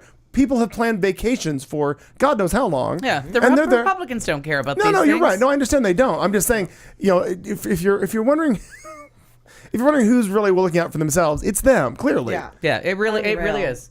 And it's, you know, I figured you'd want to be in on this because it's just midterm elections. That these people get reelected every 2 years. Every 2 years, the House of Representatives comes up for reelection. The Tea Party got in 2010 because of the crazies, and they self-destructed already by 2012. A lot of them are gone. The crazy fucker in Florida, he went. Alan Keyes, completely batshit crazy. Michelle Bachmann almost lost in 2012. Can't run again because she knows her time is up. They're not doing anything logical or anything for the betterment of the country. They've had 3 years to suggest one change to the healthcare law. Right. I know it's a lot to read. I've read 1,100-page books, a couple of them in the 3 years that this has been a law. Sure. Take your time. Read it. I need one, and that's what I keep saying to Republicans that I'm arguing with. I just need one suggestion that besides women's health care. I saw you post that the other day That's too. the about only that. thing, and all they do is all they want to do is defund it or put some other restriction or redefine rape again.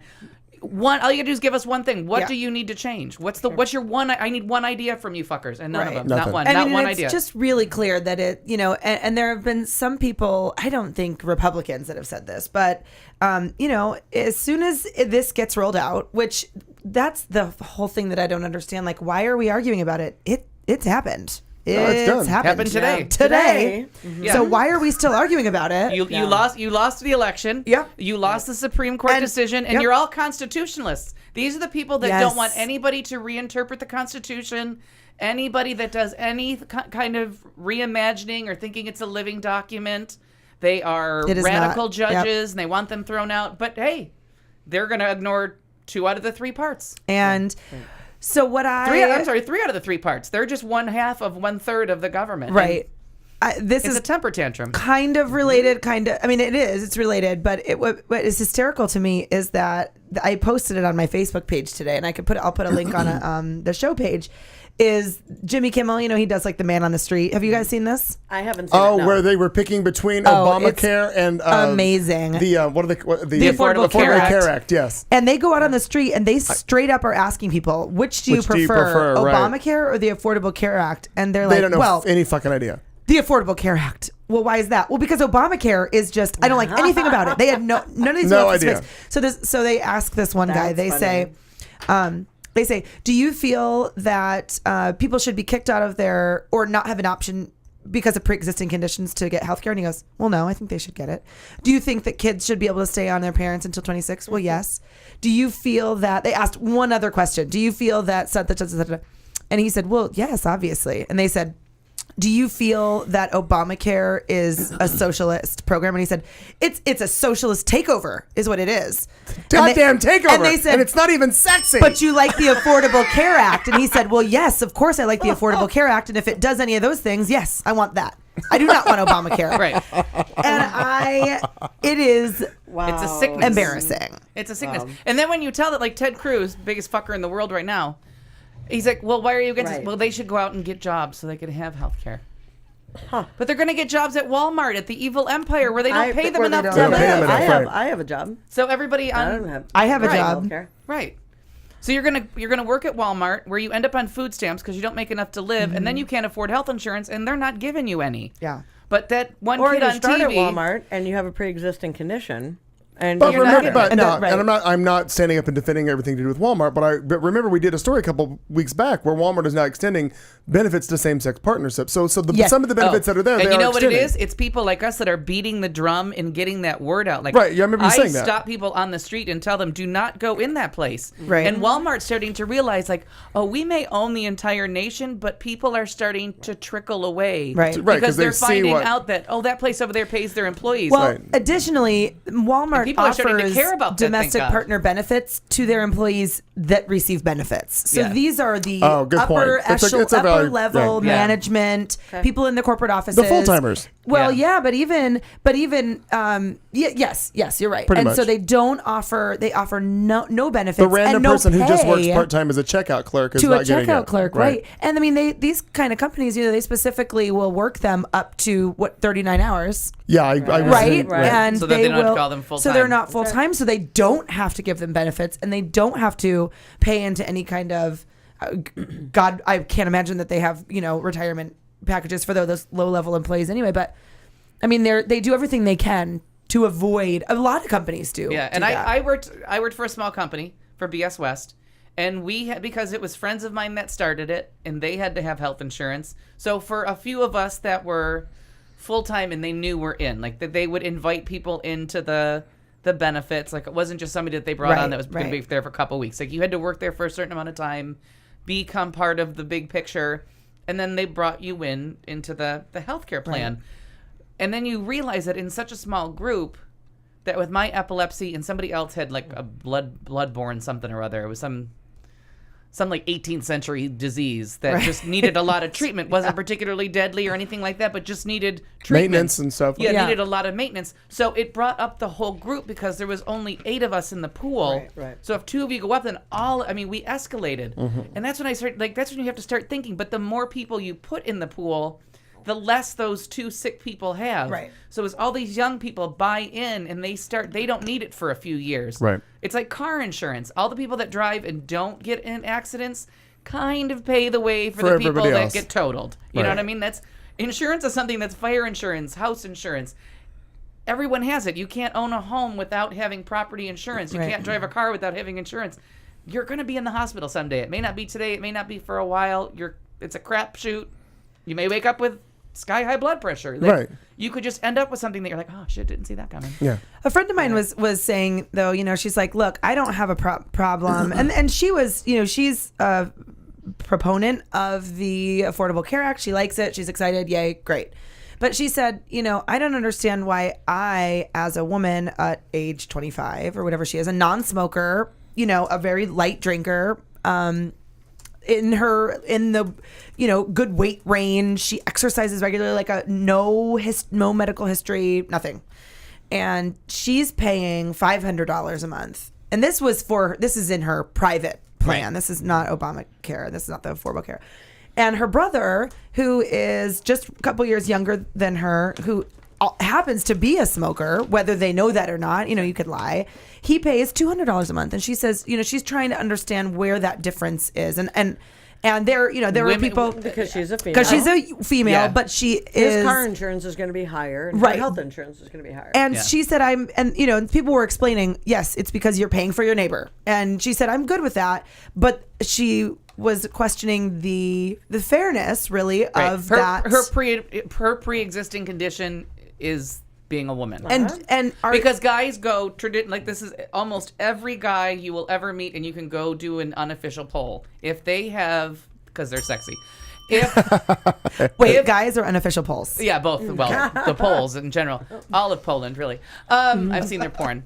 But guys do not go to the doctor from their college physical or their military entrance physical, whatever happens around 18, 19. Yeah. They do not see a doctor again, almost guaranteed until 40. Yeah. Well, Unless they have to. Yeah. Right. I was pretty much in that boat. Yeah, I think my dad was too. But they also don't know they have to. That's the thing, is even if they have to, they don't.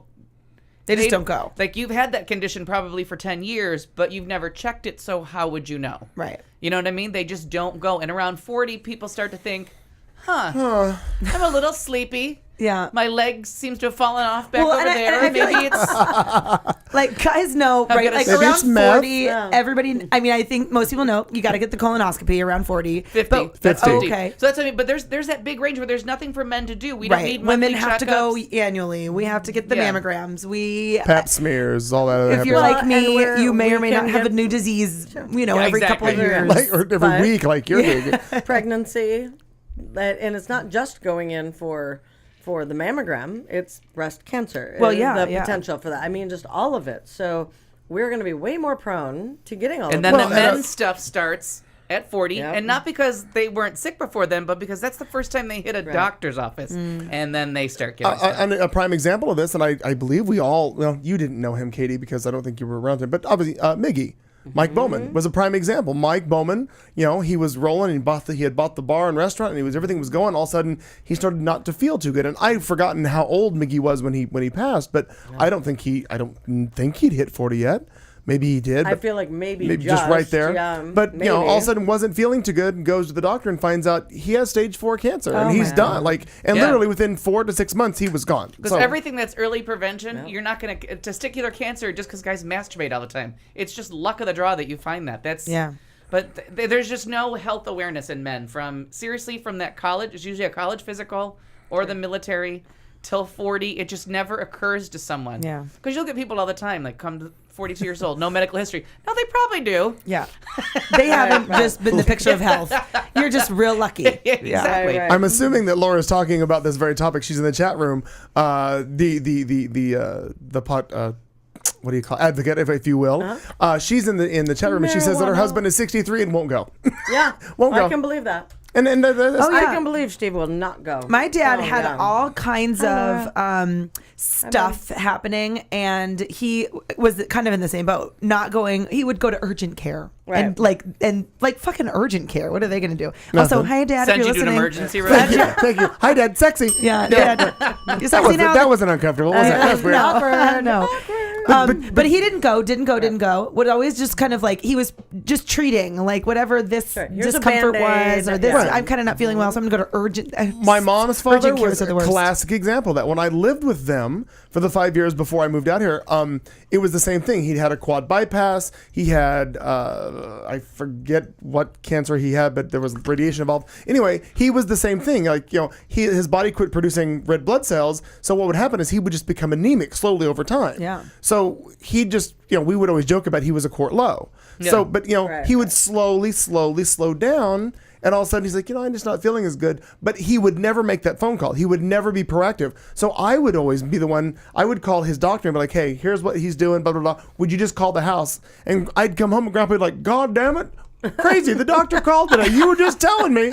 He never picked up on that. So then I moved to Phoenix, and I would find out, like I would call and talk to him or grandma or whatever, and I would find out that he was doing, and I literally from here, I would call his cardiologist and I'd be like, you got to get Chris in. Yeah. And they would call. Give him a buzz. And literally, grandma would be like, she would send me a message or she would, whatever, and she'd be like, yo, doctor called, you're good. So, we kept we kept topping up grandpa's blood. Yeah. He'd go in and get a fill up. He'd be in the hospital like an overnight and he'd be good. And he'd go for months. Yeah. But again, because he just was so hard headed, he would never go. When my dad actually ended up going, he had a surgery. He had he had a piece of his colon removed. It wasn't like no cancer or anything, but it was, he had faulty plumbing. really severe diverticulitis.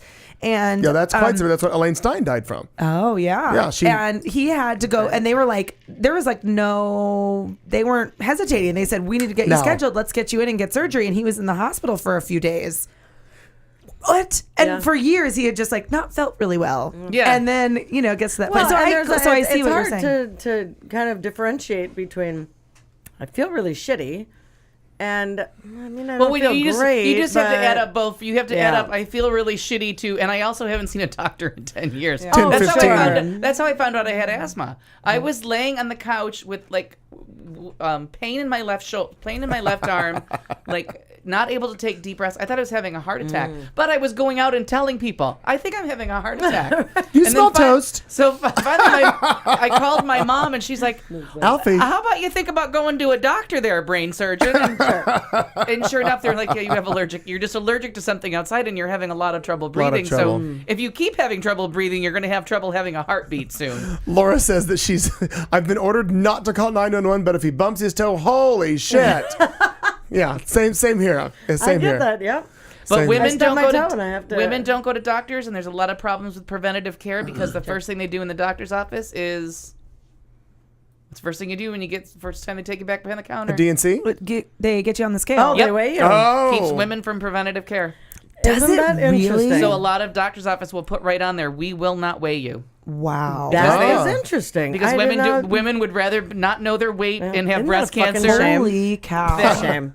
No, and it's well, they think it's a weight loss plan. It's not a good one. But it's one of those, and it's one of those things I learned in school about the problems in well care. Like, because we could eliminate so many diseases. All you need is just to go in. You're right. Maintenance, just like your car. I always use a car. Get some information. Right. Kelly always gets annoyed because every time she goes to the doctor, no matter what kind of doctor it is, they ask, okay, a vet. Does she go to a vet or something? No, I'm just saying, not necessarily a lady doctor, a general practitioner. It took her a really long time to find a doctor she liked because they say, okay, are you currently pregnant? Right. And she'd say no. And they're like, okay, are you absolutely sure? And she says, I am real sure. And they're like, is there any way that you could be pregnant? Nope. Immaculate conception. No. Yeah. And so she would get so frustrated with that question all the time. Right. And she had a number of doctors, and these are lady doctors, but try to push birth control on her until she would say, I'm gay. I'm not ever having sex with men. I don't want your birth control. Leave me alone. And then she would never go back. And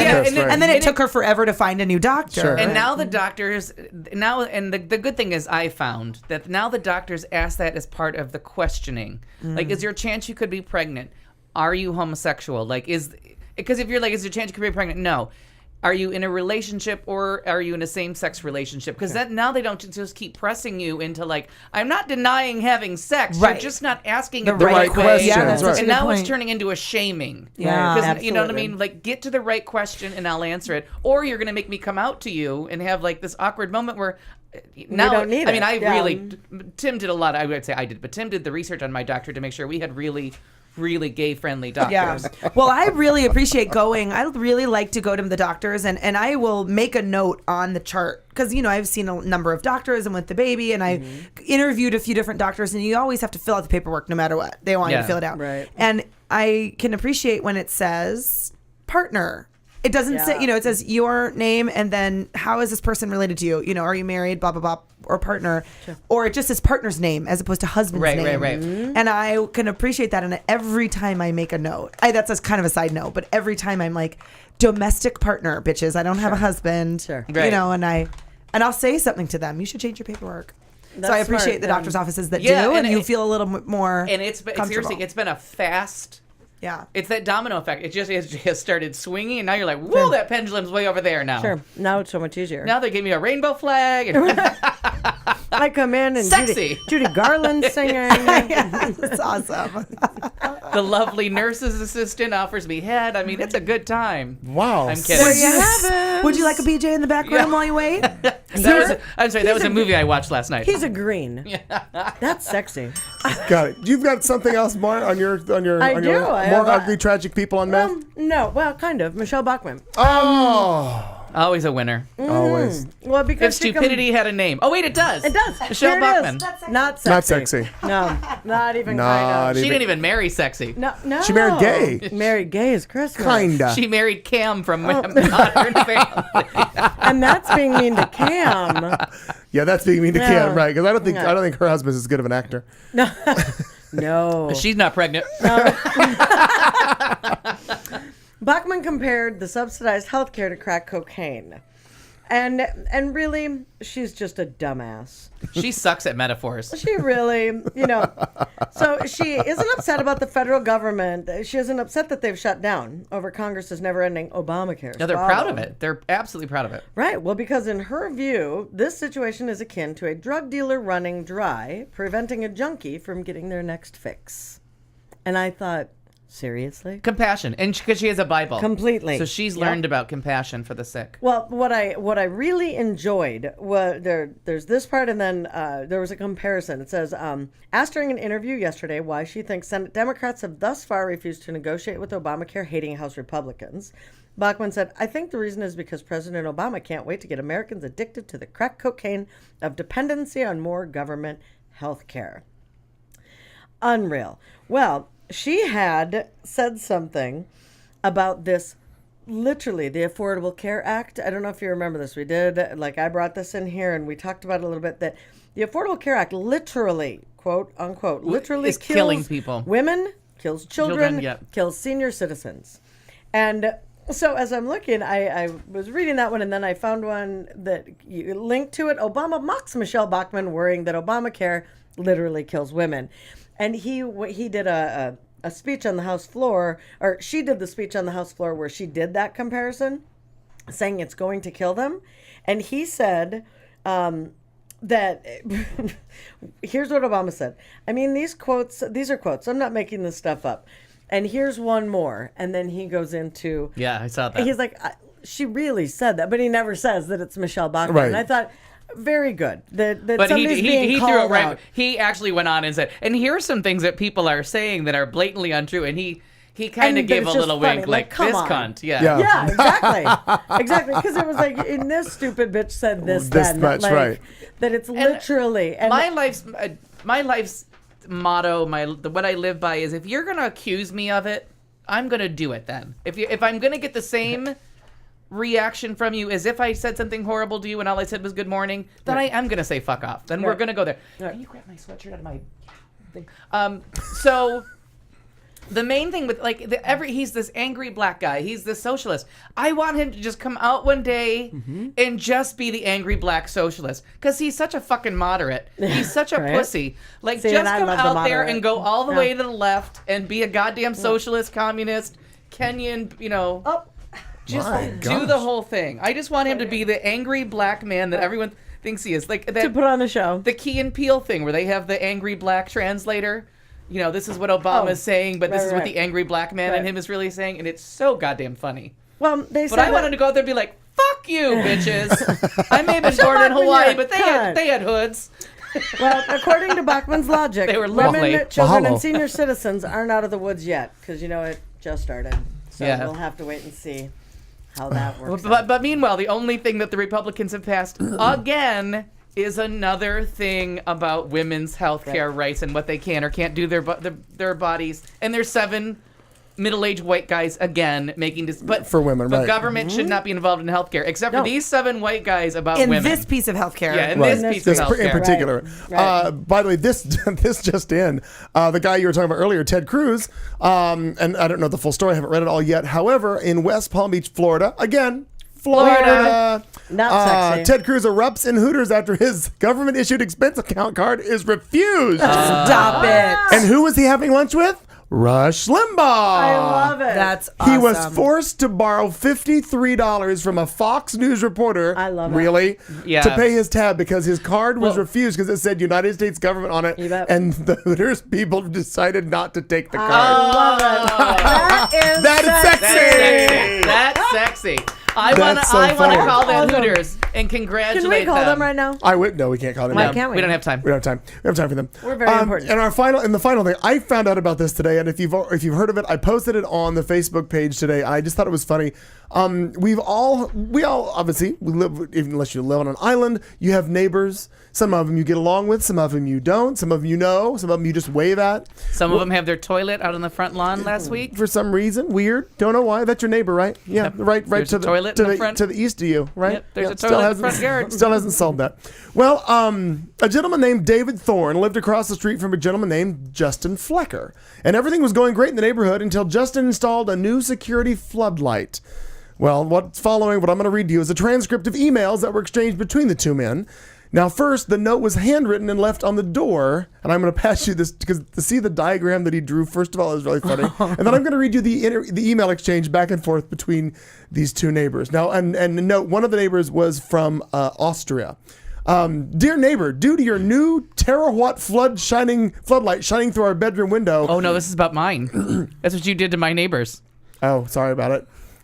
This is your neighbor's letter? We can adjust your lights. No, don't, because nobody's broken Okay. inside. Due to your new terawatt floodlight shining through our bedroom window like a small but intense sun, I have removed the lamp and placed it in your mailbox. Regards, David. And David leaves his email address with a diagram of House A, where the light is, the road, their house, and for some reason, a dog in between in the yard. I think that's funny. So that's the first one. So I that's the first love one. that he called it a small son. Right. Mhm. So then David Thorne writes the first email back. I received your note, but you can't go onto other people's property and take things. That's trespassing. Massanutten is a wooded area, and I installed that light for security. It's a safety issue. I can't help it if some of the light goes across the road, so close your curtains if it bothers you. Well, David writes back to Justin. Hello, Justin. Thank you for your email. While I accept that curtains are usually a key to community accord, in this instance, they would need to be constructed of 8-inch thick lead sheeting. That's funny. Last night with my curtains closed, a bedside light turned off, I read a book, wearing sunglasses under a blanket. Though unconvinced that blinding local fauna is the best solution, I do understand the heightened need for security living in a wooded area such as this gated community. Having formerly lived my entire life in Australia, I am unfamiliar with much of the local wildlife, but I did see my first raccoon last week. I stepped outside to have a cigarette, and the raccoon, sitting less than 5 feet away beside me, over an upended bin, eating the remains of a Domino's Artesian Tuscan salami pizza, hissed at me. Surprised, I threw myself backwards, rolled several times toward the door, and sprang to my feet, holding the welcome mat above my head to appear taller. Sometime during the roll spring mat maneuver, probably during the roll part as it was over gravel and I was wearing shorts and a thin t-shirt, so I had to take it slow, the raccoon left, which probably isn't as exciting of a story, but there it is. It's not Borneo, and I'm not Jack London. I did see a snake the other day, though. I picked up a stick to poke it, which also turned out to be a snake. Jumping back in panic, I threw it away from me, but our dog thought it was playing fetch, and I had to run and jump over a creek to get away from it. Oh my God. As such, this weekend I intended to set up a canister of poisonous gas in my yard with an industrial fan behind it. I can't help it if some of the gas goes across the road. With regards, your neighbor, David. Oh, my God. Well, Justin sends a note back. Is this meant as a threat? Put something up in your window if you don't like the light. We've lived here 5 years before you, and before you even moved into this neighborhood, and we got along perfectly with Ryan, who lived in your property before you did. We went to his barbecue, and I loaned him our mower. We get along with all of our neighbors. I don't know what you people do in your own country, but this is our country, and we don't go into other people's property and touch their stuff. Oh, no. Signed, Justin. Well, dear Justin, in my country, terawatt globes are reserved for police helicopter chases and warning sailors of hazardous shores. This is despite the fact that practically every living creature there can kill you in under 3 minutes. Our primary spoken language is screaming.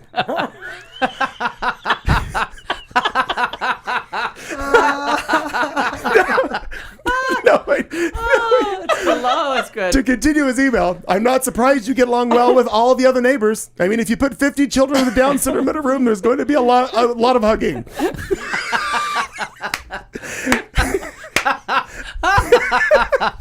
And no, it's not a threat. It was an exaggerated response to an uncompromising stance. I was taught never to make a threat unless you're prepared to carry it out, and I'm not a fan of carrying anything. Even watching other people carry things makes me uncomfortable, mainly because of the possibility that they might ask for my help. Oh, that's a true story. Did I write this letter? I did consider installing a floodlight as bright as yours, but this would require some form of carrying things. Electrical wiring, knowledge of electrical, the access to a power supply capable of producing that amount of wattage, probably nuclear fusion. As I am told off by my partner for wasting money when I leave the light on in the bathroom overnight, I can only speculate to what her reaction would be to an electrical bill 8 times our annual income for retaliatory garden lighting. She would probably have to get a 3rd job. Retaliatory garden lighting. Oh, he needs to be an essayist. Oh God, he's funny. It would be a much cheaper it would be much cheaper to stand in my driveway and throw rocks. I can't help if some of the rocks go across the road. You should probably put something up in your window. With regards, David. I want David and Chris Cluey to get together and write things. Brilliantly. Now Justin writes back to David. And what I like about the emails is, you know how when you respond to something, it's like reference colon, reference colon. So the reference colon keeps going. And the subject is lamp. So, dear David, did you take our lamp again, you asshole? What part of not being allowed to go on our property did you get? Signed, Justin. Dear Justin, no, I did not take the light again. I relocated it again. Its current location may be discovered by deciphering the following set of clues to its whereabouts. Perhaps you can invite your friend Ryan over and treat it as a kind of a treasure hunt. Clue number 1, it's in the mailbox again. Clue number 2, look in the mailbox. As I realize this probably won't narrow down the search much for you, I will give you a 3rd clue in the form of a riddle. What's in your mailbox? What burns with the light of 1,000 suns is in the mailbox. Regards, David. Justin responds. So now it's lamp. Oh my God. I put a smaller lamp in so you can shut the fuck up now. Don't email me again. If you ever trespass on our property again, I will press charges. Dear Justin, what if I have a barbecue and need to send you an invite? Is it okay to email you then? Regards, David. Response, no, it's not okay. Response back, dear Justin, what if I need to borrow your lawnmower? I can't invite people over for a barbecue and expect them to stand in tall, long grass. Someone might get bitten by a snake. It's a safety issue. With regards, David. The final volley back. Dear David, fuck off. Go back to Australia. I'm trying to get that line to get the fuck off. Like, that was very civil. I heard about this today. Funny. I was dying laughing. Retaliatory garden lighting. That's poetry. That is sexy. That is poetry. I think that should be the name of the show. Retaliatory garden lighting. I like it. Oh my God. I thought funny. that was so goddamn funny. If you Google Australian email online, you can read the whole transcript for yourself. I changed a couple of the words because he kept using the word letterbox for mailbox, and it's just not as funny. But oh my God, that is so funny. Retaliatory garden lighting. He is a funny guy. It would be cheaper to stand on my driveway and throw rocks. Some may go across the road. No, what was it? Our spoken language is screaming. Very funny. 1 out of every 3 animals will kill you in 3 minutes. So I pick up a stick. There's another snake. So my polite floodlight that used to be on my garage. It's still on the garage. Yeah. So it went out, but I don't have a ladder because I'm afraid to get up on ladders. So why buy one? Naturally. So I figured you had a ladder and a truck. So I was like, at some point, come over. If you could it's just change a light bulb, and if you could even give me the tools, and I would probably figure it out. So he said he would put that. Well, he didn't bring the things over and test me, thank God, because I would have done it. Right. But I have the really cool thing on my front porch that the light comes on at sundown, goes out at dawn. I so installed I don't a have timer. To the timer. The Sexy word. Sexy word. Yes. So he puts one back on the garage in the same timer, but I don't know where he found the sun that he attached. But No, it's not on a timer. It's a dawn to dusk with a motion detector. Oh, I know, but the light is fantastic. Yes. It's just the brightness of it that's startling. You can land planes. Oh, and they will one day. I'm waiting for one to detour right into my garage. Don't hit my truck. So the first night that I'm home, I had asked Jonathan, I'm like, was Clayton by? Like, would anything go on? And he was like, oh, he changed the light back there. And he goes, wait till you see it. And I thought nothing Because you of can't it. miss it. Yeah, because he sleeps in the room that doesn't face the backyard. It faces the side yard. But the light sneaks around the corner. So the first night I'm home, I get up to go pee, and I'm like, what time is it? Is it daylight? It's like, and I just have an obscured. It's frosted glass. Plop, plop. Bevel. Oh, Tuskegee. So I practiced at home yesterday. Go on, Jan. So I just stood there peeing, and I'm like, is it morning? Well, there's a cock, but is it morning? Yeah, right. Not sexy. Not sexy. I couldn't resist that one. But it's so funny because now, he might move in and take that back bedroom. I'm like, oh, we're going to need to get you drapes. Yeah. Something. We're going to need a box locker for that hat. And I used hat. to leave a light on in the back of the house, but I'm like, who would ever see it? But my poor neighbor's room is in the back of their house. I hope they've made contingency plans for constant sunlight. What was it that they needed to put up? A metal... An 8-inch lead thick? shield. Because I read a book yesterday with sunglasses on under the covers. It's so funny. He took a picture of the guy, posted it on this website, and then he went on to say, this is David, that he didn't get along with his neighbors very well in Australia, and little has changed 17,000 miles away. The fat redheaded family next to ours have a fat redheaded dog that barks in our driveway at 2 a.m. The old couple to our left have never been seen unless you count glancing toward their house and seeing their blinds close quickly. And Justin across the road recently installed a spotlight on his front porch that faces directly into our window. As we're moving in a few weeks, blah, blah, blah. The last night we are here, I intend to shoot the fat redhead dog with a paintball gun, moon the old couple, and steal everything in Justin's front yard that isn't bolted down, because that's standard operating procedure in Australia. That's SOP, ladies Because he goes, and I don't know what you do in your own country. Oh, funny. The curtains, in this instance, they would need to be constructed of 8-inch thick lead sheeting. Right. That's hysterical. That is brilliant. Oh, Brilliant. Al, are you ready for entertainment section? Oh, yes. Well, by God, let's go. I have TV suggestions for new shows that are starting, reviews that have come up. Oh. I have some shows to avoid. SNL is back with all new cast members. Tyler, I wish he was here. I saw his movie. Local celebrity Heather Morris has a baby. Oh, yeah, that's right. And then your assignment for this weekend is gravity, gravity, gravity, gravity, gravity, gravity, gravity, gravity, gravity, gravity. Well, there's that. Nicely done. Way to fill out and hit the post on that. Atta girl. I have it written down that many times, too. Can Katie June really see that, though? I don't know. I'm going to need a Xanax. And I've heard that there is like one point where you're like, oh. Like, it's just... And the director has said, and his name, Alfonso Cuarón is, I think, how you pronounce it, has been giving interviews lately that there's only 3 good 3D movies ever made, and I agreed with all 3 choices: Life of Pi, Hugo, and... His movie. No, well, his is going to be the 4th, but the big one with the blue people. Aliens. No. What's it called? I know. Smurfs? Did you hear me? The planet. Atreyu.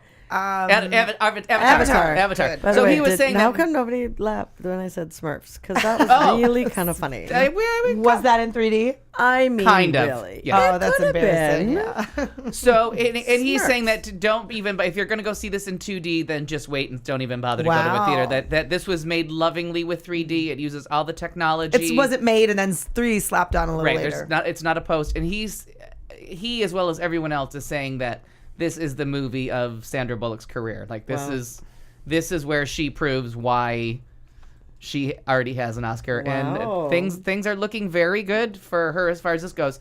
As far as TV goes, Sean Saves the World, the new Sean Hayes comedy starts day after tomorrow. And from what I've heard, the pilot is not terribly good. Okay. But that they fix it by week 2, they took all the notes and got it fixed. The pilot was good enough to get sold to a network, and that the product afterwards is really good and really worth watching. That everyone kind of agrees that the pilot is like the Friends pilot. That's like kind of like, oh, those jokes are terrible. Okay. It really starts next week. For some reason, I thought it was last week. Yeah, I thought it already started. No, it's day after tomorrow, so I'm trying to get you ready. Oh, I'm excited for that one. And I really like was- that Megan Hilty is in that. Yes, and that's one of the things they did. I don't think she's in the pilot, and if she is, she was never promoted until like a couple days ago. They just it's been all summer. She's been thanking him all summer. Oh, she's been promoted? Oh, I missed that. I knew the show was happening. I didn't know she was on it. I have him as like a friend on Facebook, so I've been getting the updates, and he acknowledged that what they were saying, that the pilot, that it was sold on his name alone. I'm sure it was. Yeah, because everyone has said like. Now, do we guess? Do we think that Mullally will guest star somewhere? Oh, I'm sure. Yeah. And she's in everything. If you look closely, Megan Mullally is in like 1,000 movies lists this summer. I don't know if she just has every independent movie maker in her back pocket. But they just like her. Tyler's suggestion, The Kings of Summer that I just saw, she's in it with her husband. In a World. She's in it with her husband. The Spectacular Now, she's in it. Like, they're working. I don't think they're making any money because these movies are all made for $10, but she's in all of them. And this, the TV show with Sean Hayes isn't a Just Jack. I mean, have they created a? Yeah, it's a new. That was my concern. No, it's supposed to be very new. The problem they said was it was just a very old-fashioned sitcom and kind of clunky jokes, that they just went a very conservative route, and that everyone was like, "Well, you're way funnier than this." Like, gotcha. And it's Linda Lavin, it's Megan Hilty. Linda Lavin. She plays his mother. Plays his mother. I love it. Yeah. I And love they're it. all everybody's been tweeting about the fun that they're having on the set, and the audience, the live audiences they've been asking. That's how they're promoting it. Is the live audiences are like, yes, this show is very funny. Good. I love him. So yeah, excited. I do too, and that's why I was very excited, because I was kind of concerned at the criticisms that were going out. Question for early. you, Al, because I know you'll know this. It seems to me that one of the things that Hot in Cleveland has been noted for bringing back is because at the very beginning of every show, Hot in Cleveland is taped in front of a live studio audience. So many shows don't say that, or hadn't for many, many years. How many shows really are all in front of a live audience? If they're the standard 3-camera sitcom where they put the 3 cameras in and you're in a set, those are all filmed live. They are, okay. But in almost everything, like was Modern always, Family's not. Not right. In The Office, and it kind of started with The Office. I know there's an earlier one that I just can't think of right now, but The Office is kind of the end of the laugh track. No. And that's what you lose when you do the shows that aren't filmed in front of a live audience. And most of the time, unless they're like really, really bad, those are genuine laughs. No. Like they do add some here and there, but once a show gets going and has like a following, and then those laughs are almost always genuine. Okay. And sometimes you don't know why they're laughing because you're like, that's not really funny. Right. Tomorrow night, though, if you're a fan of Rebel Wilson from Bridesmaids and Pitch Perfect, she was Fat Amy. Right. Yeah. Her sitcom starts tomorrow night. She gets the money slot on ABC after Modern Family. Okay. So that great debuts tomorrow. lead-in. Yeah. Great Oh, lead-in. God, yeah. And the Entertainment Weekly said it was fantastic. Really? Yeah. Okay. They said that she's the new Melissa McCarthy of like everything she's touching is just Gold. Yeah, even if the material's not good, she takes it the rest of the way and sells it. Kind of like Sean Hayes. You know what I mean? Sure. Sean Hayes, like even if he and Karen weren't doing the show wasn't that great, they just finished it off for you. You're gonna laugh at those two. Yeah. So. Speaking of Modern Family, not to interrupt you, but I'm so happy that Modern Family is now in syndication because I wasn't on board the first couple of seasons. So they're repeating. I can record everything and it just shows up. So I saw one of the very first ones the other day and I'm like, wow. Yeah. I kind of understand where everybody comes from, even though I assumed based on storylines. But so it's cool. I'm glad they're on syndication, and I'm sure they're all happy as shit that they're in syndication. Because she's already she already is making more money than anyone else on TV. Sofia Vergara. Sofia Vergara. So now she has syndication. Oh yeah. Money. Rights. Sure. Right. Yeah. So she's making money. She's doing good. Glee last week came back with the Beatles episode, and actually another episode aired tonight. If you did not watch it, find it.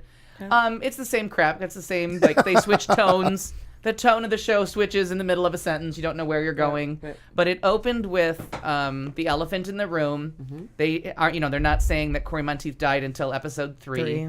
But this was the Beatles episode, and there was something that happens at an audition with Rachel. Oh, I and totally cried. Did you say? Oh, it was beautiful. She sang Tears. yesterday, and she sang after the train wreck that was. Who was that other talented girl that sang yesterday on the award show? Oh, Carrie Underwood. Carrie Underwood, beautiful girl, beautiful singer, just It butchered just that didn't song. go really? well. No, it was like weirdly off pitch, kind Yeah, of. everything It was about like it was in a wrong. weird key.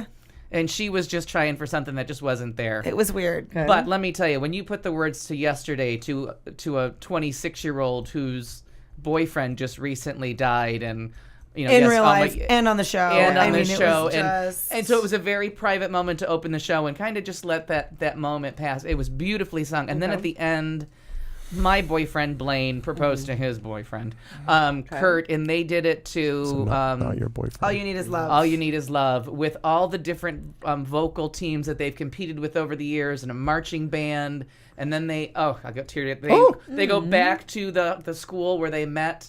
And they talk, and they comes down the stairs where they first Kelly met. and I were both crying. Oh, it was absolutely beautiful. And I forget that All You Need Is Love ends with She Loves You. Yeah, I didn't know that either. I thought and that they... it's the little coda. And if you ever wonder what a coda is when I talk about them, that's a coda where they put something at the end of a song, like a tail. And all of a sudden, Blaine starts singing He Loves You. Yeah. Oh, I was a disaster. I mean, it had everything but clowns in it, for the love of Jesus. And I'm not afraid made of of it. stone, people. But if you have a chance, It was sexy though. It was. Oh, it was. Because I think Darren Criss he's sexy. I agree. Oh, So He's a good go boy. online and find So that sexy. proposal is seriously going to end gays forever. Because now, like, everyone is just going way over the top with these proposals. Just ask him to marry you. And local news, dear friend Tom Perry and the man he loves, David Harp, got engaged yesterday. We're very happy for both of them. I actually had a people. story in regards to love that from last week. I totally forgot about it,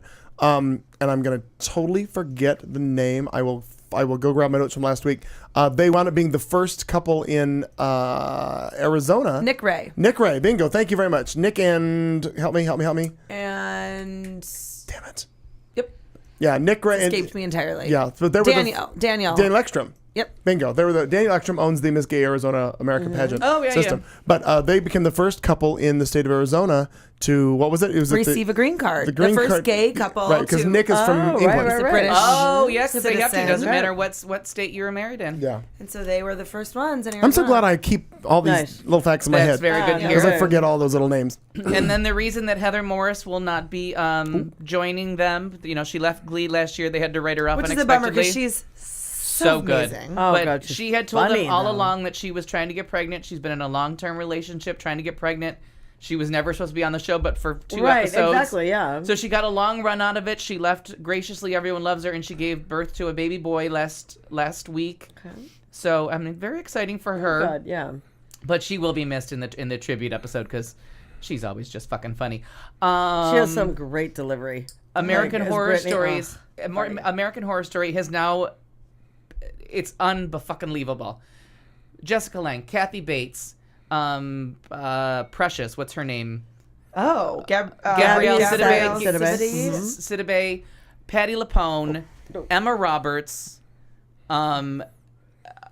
Angela. I'm gonna look it up because there's another young actress that's gonna be in it that I love. It's Vera Farmiga's sister, Yes. Teresa, because she's in the first season. She's back because they keep coming back. That's her sister. Yeah, they're sisters. The really young girl. Yeah, the one in the first season that was the daughter. Yeah. That's her younger sister. Oh yeah. Yeah, and they kind of look alike.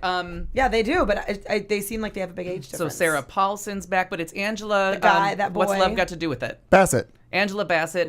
I mean, the credits rolling on this show. That even if it sucks, it's a chance to see 17 great actresses chew their teeth. Just amazing. Yeah, chew the scenery is what I meant to say. Okay, there's that. Right.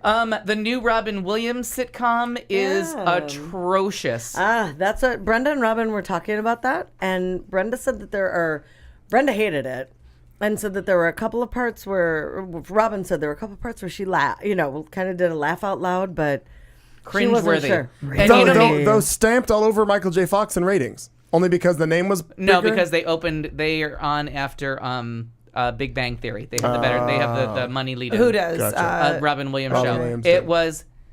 I sit through anything. I have only turned off like 2 or 3 movies in my entire life, and I can make it through 22 minutes of almost anything. It turns out It really was that I bad? can't. I had can't. to turn it off. I was like, Wow. okay, Robin Williams, this shtick got old about 20 years ago. Like, I need a character. Just something that's not just Robin Williams Doing Robin having Williams. Robin verbal Williams, right. diarrhea. It was And truly who's awful. the girl that plays against So much him? better, Buffy. It's Sarah Michelle Gellar. yeah. Such a good actress. And she was bad as well, or it no? doesn't matter. It doesn't matter. Okay. He's so busy. Just I guess since the Patch Adams, the horror movies that started coming out of him of just like horrible movie after horrible movie after horrible movie, I just can't take it anymore. Like act. All right, and then I got a little bit to finish He's got up. more entertainment coming up. Katie's going to have some sports stuff as well. Thoughtful Vulgarity is coming up. Our drinking word is sexy. Sexy. That's sexy. So get yourself a beverage if you don't have one. Well, if you don't want one, we understand. I mean, Katie's doing this Sober October, and how's that working out for you for the first these 2 hours? Yeah, it's going really well. Yeah, good. Yeah, we like it too.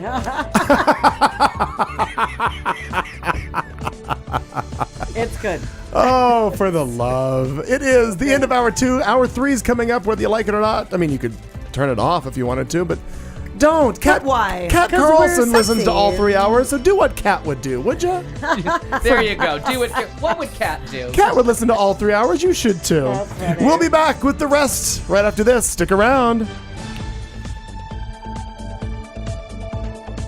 You've been listening to The Show on Q Talk America.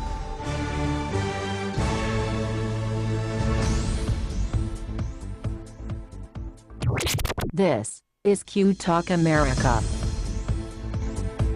The following broadcast contains adult humor, language, and topics, along with partial nudity. Actual knowledge is used sparingly. The show is a result of a lost bet and a bad game of rock, paper, scissors. It's The Show with Clayton McKee. And now, a man with a face for radio, Clayton McKee. Good evening, 901, the beginning of hour 3. It is The Show. I'm Clayton McKee. Thanks for joining us. We are here 7 to 10 every Tuesday night, coming to you live from Studio C in the heart of Central Phoenix. Thanks for joining us. I'm here alongside Katie June, Marnie Ryer, and Al Perkins rounding out our cast. When we I'm chilly. I know you're chilly, but I'm forgetting the fact that it is cooling off in Arizona. Yeah. And though I pre-cooled the studio just moments before you got here. It feels so good, though. I have to tell you, I'm delighted to have a sweater on. Okay, well then I'll leave it alone. For the next hour, we'll just leave the air on. Oh, yeah. Eventually, we're going to get to the point where I don't have to turn it on at all. Right. Yeah. All right, when we last left you at the end of hour 2, Al Perkins was fascinating us with entertainment. I'm just trying to help you set your DVRs for the coming weeks. And they're make, full. And make DVRs smart are choices. full. Yep. SNL, almost all new cast. They lost 6 cast members. They got more in. They went heavy on the white guys. Only one new woman, but what's her face? Kate McKinnon, lesbian comic extraordinaire, and just I gotta Google her. she is funny in a way that no one should be that funny. Like there should be illegal to be as funny as she is. But SNL, knowing that they're up against a wall, they've lost a lot of the beloved cast members Like over 6 the last cast couple members? years. Just this season, and then, right? And then Kristen Wiig right before, Sure. and Adam Sandberg, who's on Brooklyn Nine-Nine. That's kind of funny. I like that. Yeah, it was I'm funny. into it, yeah. Yep. I watched it 2 weeks. It's funny. They did a commercial for E-meth that makes fun of like the e-cigarettes. I have not That seen is it, but I awesome. heard about it. Oh, I it's love on my. E-meth. It's on my. I have a DVR. I haven't seen it. It's on my Facebook page. Just the E-meth clip. I almost shit my pants, and then what didn't squeak out of my ass during the laughing got the rest of the way out when they did a girls parody. Okay. Where they had, and it was Tina Fey hosting, you know, kind of there to save the ratings and Right. get people to like take Season a opener, take sure. a look to see if you like it, and she did a parody of Girls. And this show is so self-indulgent, White Girl, that it needed parodying in the worst way. And the fact that it took this long to do it amazed me. But they had the girls, and the girl that played Shoshana was so spot on that I thought it was the actress. Like, I literally thought... It was the real Because it's person? filmed in New York, and she's David Mamet's daughter. Like, I thought, okay, maybe she's in on the joke. And she's no, it's one of the cast members that wears this crazy fucking bun on her head. But they get a new roommate named, like, Umberta. And she's from Albania. she's like a Russian cup She dancer. dances? And it was Tina Fey dressed as an Albanian like rag woman.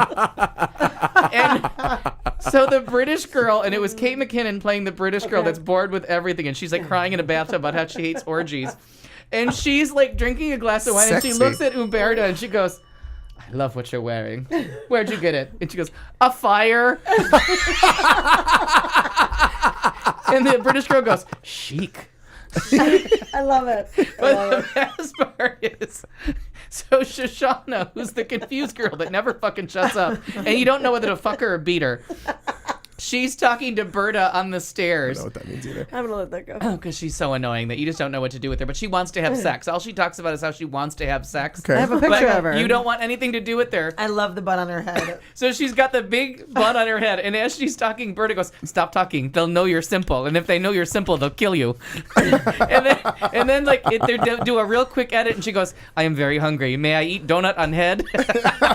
So therefore, and she starts poking at her bun. we have a picture of her. Sexy. But they're both on my Facebook page from this week, both clips. And you don't have to have watched Girls at any point to get it because Tina Fey is selling that shit. Oh, it was priceless. The last thing I think for TV, Dracula comes on this month with Jonathan Rhys-Meyers, sexy from The Tudors. And from Bend It Like Beckham, he's just a hot fucking man, mama. And they're doing it Victorian era Dracula, trying to spin a series out of it. It looks really good. I read all the things. I watched some clips. He could sell me dirty underwear. I'd probably buy it. Where'd you get that? Fire. Fire bad. So I think that's it for TV. And now, yeah, exactly. Now a couple. It was an SNL thing. It was Phil Hartman when they did the We Are the World, and he was Frankenstein. Oh yeah, he was Firebird. When they did the We're old. I'm sorry. When they did the We Are the World thing to explain the Whitewater thing for the Clintons. I don't remember that. Was Saturday, is that a SNL clip? SNL but that's skit old SNL. where they did and Whitewater, for God's sakes. Dan Hartman, and they were trying to Also, explain Phil Hartman's Whitewater dad. with a celebrity choir, and it was like Michael Bolton and all these people. And I think Michael Bolton was the one that was really there because he shows up on Saturday Night Live all the time. It was so obscure, and the humor was so spot on because they actually explained Whitewater correctly. And it's still up, and I think Phil Hartman plays Frank Sinatra like he always does. Oh, and of course. It's deadly. Well, he also would have played Clinton, but Clinton's not going to be explaining Whitewater. No, right, but it was all celebrities. Sure. I can't remember who they used to do, but one used to do Sinead O'Connor. And I love to pull up all your videos here, and then I go home and I have like a really great watch list after the show. So for movies, I had no intention of being able to tell you about all these movies, but I saw them. So Tyler's suggestion was Kings of Summer that he told us about earlier in the summer. Finally came out on video. It's on DVD. It is a fucking charmer. He was spot on with this one. Two best friends are having some trouble. It's white boy problems. Are having some trouble at home. They decide they're going to run away and build a house in the woods and live and be independent men. And they have a tag-along Italian kid who no one knows where he came from and no one knows how to tell him to go away, so he ends up being their, like, best friend. And he's, like, 1 foot tall. He's, like, this little Italian midget. What's it called again? Kings of Summer. Yeah. It is 90 minutes of just sheer pleasure that just makes you want to go into the forest and have an adventure. Like, you just want to build a castle. And they go around and they just take, like, doors off porta potties and windows off model homes, and they build a little castle from themselves, and the one guy thinks that they're hunting, but they're not. There's no retaliatory garden lighting. There's no retaliatory garden lighting. But it is. It's not like the typical coming of age. It's just boys wanting to have a summer adventure and put it And under be like. fun. Oh, it was a delight. It was a great choice from him. Don John, my husband, Joseph Gordon-Levitt. Did you find the copy? You were No, adamantly looking for a copy of the magazine. That's tomorrow's thing. I got to go Out Magazine. I have to find out where Out Magazine might be sold. It's some. I don't know. Are there magazine bookstores? I at know. all? Somebody said there's a Barnes and Noble, but I don't know how far I'm going to have to drive to get to a Barnes and Noble. Used to be. Is Bookstar gone from Town and Country? Oh, that's a possibility. No, Is it I gone? think Bookstore's gone. I think Bookstar's gone. Yeah, because Nordstrom Rack is there now. Yep. I don't know. That means nothing to you outside of the Phoenix metro area. But Don John it's a hard R. I just feel like it looks so stupid and pointless. I don't fully get it. I don't either. Just based on previews. Yeah, Is he likes his girlfriend, and he also likes porn. He's He's a porn addict, I guess you could say. Like, not a sex addict, but he's addicted to porn, I guess you could say that. And I thought he wrote or drew, like, I thought he did something in the porn industry. Am I wrong? No, he's a bartender. No, just watches it, which is why I just don't get it. Like, I love my girlfriend, I love my job, I love porn.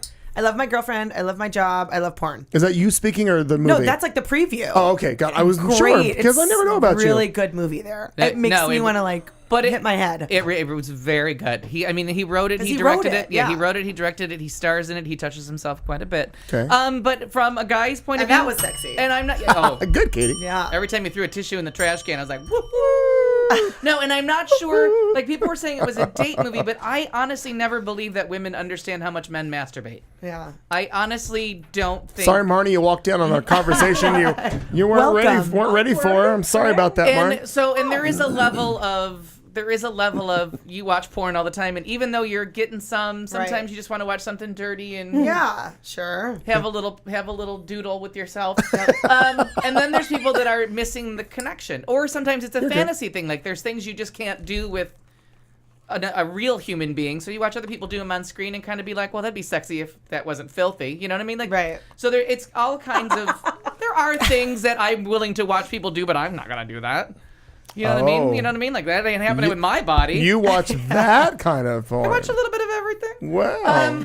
So it was Glad very I put that interesting. desk in your bedroom. Yeah. It's sturdier than that little table was. Yeah, computer in the other room. Yeah. So, but it's really good because Scarlett Johansson, because I don't really care for her. She always annoys the crap out of me. She's super hot, though. Oh, yeah. There's no getting around that. What would you call her? Would you call her sexy? She is. Oh, okay. Sexy. Even I got a little woody over that one. Use your words, Katie. She's amazing. Yeah, give me the measuring stick. Marnie's saying no. She's not on board on that good ship lollipop. No. All right. Oh God, no. Anyways, but so it's very good, but it's a hard R, and it's one of those things where like you have to be comfortable with the fact that men masturbate. Like you just can't. You can't predict. How many times are you going to say that during this show? I'm not sure because how. I could see the reaction from people leaving the theater of like, well, my husband doesn't do that. Yeah, he does. Yeah, he does. You're not with him 24/7, Marge. You should be too. Yeah, really, for that matter. And you might as well spank it yourself while you're there. So, a good turn from Scarlett Johansson. Like, she just annoys me, but she's a really good actress. And they really, said her accent was good. I mean, that's what I and did really hear. game because she was like a good New Jersey girl. And it's a little stereotypical, but it kind of like gets you that people that watch the Jersey Shore. Like, it just kind of brought you into like, here's the here's a family from the Jersey Shore, and then Julianne Moore comes in and she has a much bigger part than I was expecting, and I like her. Just really like kind of brings the movie into focus. Like it was very good. I mean, I am biased because I'm in love with him, but it was very good. But it's a hard R. Like, there's no pretending that this is a family movie or you're gonna bring your mom to it and not squirm uncomfortably through it. The movie that I keep meaning to mention and I forgot to mention, but is Enough Said with James Gandolfini and Julia Louis-Dreyfus. Right. Me and my friend Kevin and Barbara went and saw that this afternoon at Camel View. Beautifully done. Great movie, really funny. Couple tears near the end, but not for a sad reason. Just life goes on, but just a great couple, great chemistry, a really, really well done. So I think there's an Oscar nomination for her for this movie because this is big. Again, it's so rare to see a woman in a like lead role where everyone else is supporting her. Like, the movie is about her and everyone else is secondary. Great movie, great performances. Toni Collette. I love Catherine Keener, like really great performances. Great movie. I like her a lot too. And then my last one. Nope, that was it.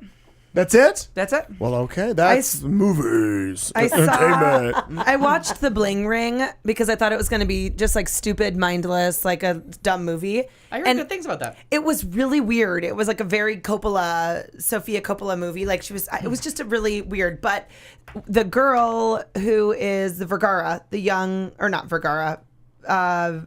Farmiga. Oh, yeah. Whatever. That little sister, who's also in this new American Horror Story, was in that movie. And she was like my favorite part of that film. Yeah, she's very good. She's so good. Anyway, that was kind of a weird movie I saw. Yeah, we're really excited about Gravity. Yeah. So that's happening. Just make sure you 3D. Said you couldn't see that. No, I'm just gonna take a Xanax. Yeah, and they've said that the way that they film it and the way, like, sometimes you're inside her helmet, so you're feeling the spinning from her point of view. And they said I'm in a that panic attack right now. Yeah, but I guess there's more to it, and that's the reason why they're only showing 15 minutes at film festivals. I think the critics get their first look at it. Well, there has to be more to it because you can't just spin around in space for No, 2 but hours. they just don't want. They wanted no internet. They don't want the fanboys at it. They don't want spoilers. They're being very careful about what this. Tom There's Hanks a talked to daughter. a volleyball for 2 hours. There's a daughter. Oh, that was horrible. It was I slept. I understand. I took a that. nap. I'm just Yeah, saying. but can it be done? happened. Yeah. I thought it was 3 hours that Tom Hanks was willing to be dirty. That's what I called that movie. Right. Yeah. I wasn't a big fan of that, but no. It was an acting triumph, but not a movie triumph. Off topic, and you've not mentioned anything about it because you weren't a big fan of it when you mentioned it a couple weeks ago. Apparently, last week was the end of when you could see The Wizard of Oz in 3D, which is not real. It was bullshit 3D anyway, right? Oh, but then now it's on. Now they've re-released it for the 19th time on DVD, Blu-ray, and special edition everything, including a masturbatory fantasy box set that comes with ruby slippers and a scarecrow. Oh, okay. Well, I went. That's not where I was going. Life size. However, no, what I was going And a little for oil is can, Yeah. when And your little oil I think can, this. too. I want to say it was last week. If not, it was the week before, and I just failed to mention it. Or if I mentioned it, I don't remember. Maybe I have Alzheimer's. Sometimes. Anyway, sexy. The point is, on NBC Nightly News, they did a segment in reference to the movie. Like, and even Brian Williams, like, it's the re-release of the movie in 3D, and it's an IMAX, blah, blah, blah, blah, blah. Though they didn't show any portion of the movie, like in the 3D setup, because you can't do it on TV. He went through like an entire timeline of the movie and releases and this and that and that. And they actually showed on, it was in, wait, is that an MG? That's not, is it an MGM? I think so. Yes, it is because it's the MGM in Vegas where they used to be in the So it's an MGM movie. So they went to they actually showed the sound stage where the scene where the Munchkinland where the Wicked Witch of the West, the smoke comes up and she dissolves into the ground. They showed the trap door is still there on the sound set, and I just thought that was so cool that is still in existence. That's still there. Oh, and they're still working around it. No, they are. I mean, that's still the soundstage that's in use. But I just thought that's cool that trap door from when they it was released. When was that? Released in '39, but the movie was in production for 3 years prior. Okay. So I don't know when that soundstage was built, but I mean that's been there a long time. I just thought that was very cool that they went through this whole kind of a retrospective of the movie, and then it's like, well, you've got still a week to see it in the theaters in 3D, blah blah blah blah blah. But I do want to own it. I really do. I know you've got it, but I do want to own it. No, I just it is MGM. Oh, you rented it. I just rented it that time because I wasn't sure if it was going to be worth it, and then I keep meaning to order it. And I do own want to it. order it only because I was astounded when we watched it at your house how crazy clear it is. Oh, that's another thing I had a question about for you. I have so many questions now for Al. Katie, we're cutting into sports time, but I think we'll get there. We'll get there. Here's a question for you, Al, and I'm sure you've got a technical explanation for this in regards to movies. Let's just say that you're watching a movie that was filmed in the late 40s, early 50s, a black and white. Obviously, in that era, you're going to maybe a lot of a World War II movies that were made about that. They're crystal fucking clear. That means they saved the negative. Crystal clear movies. So then you cut to, I don't know, the 70s and the 80s, and then they show a movie, and it's grainy and the film's bad. Okay. What is the deal? What is the deal with that? That's a stylistic choice that was done in the 70s, and when they do Quentin Tarantino, Robert Rodriguez like to do little homages to the 70s, and you get that grainy film. Sidney Lumet was famous for it.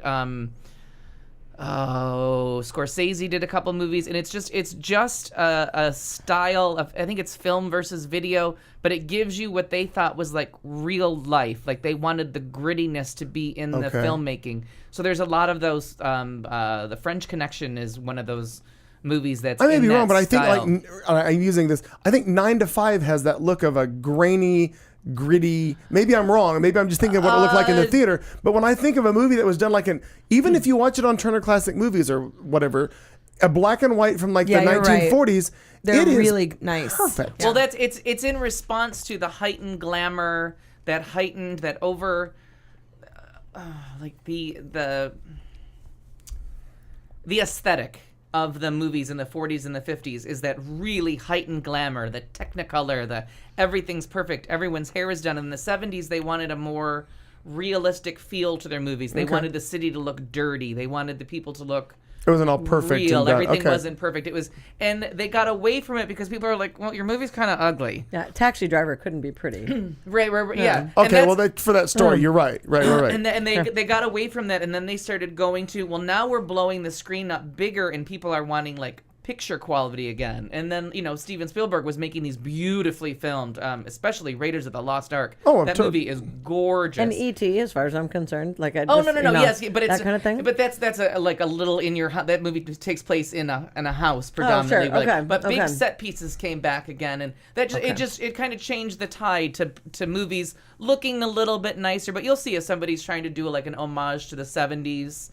That actually, it's kind of like late 60s when they started all having dance scenes. All of a sudden, they went into that just a gritty kind of every and 60s now movie it's time for a dance break, and they do it all the time in 60s movies. Even rarely do. Breakfast at Tiffany's has a dance scene for no reason in the party where For they walk no reason. No, but all the 60s movies have little dance scenes. So that really is a stylistic choice by the by quite a few directors back then, just to have it more earthy, more realistic.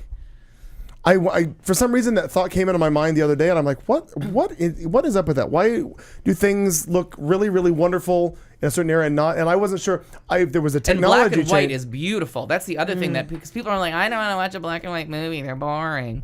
They're beautiful. They're almost like hand painted because they have to light everything. And if you see Katharine Hepburn in black and white movies or Lucille Ball in black and white, they're gorgeous women because they're lit perfectly and their makeup is done for that lighting and everything is shadowed in the most flattering way.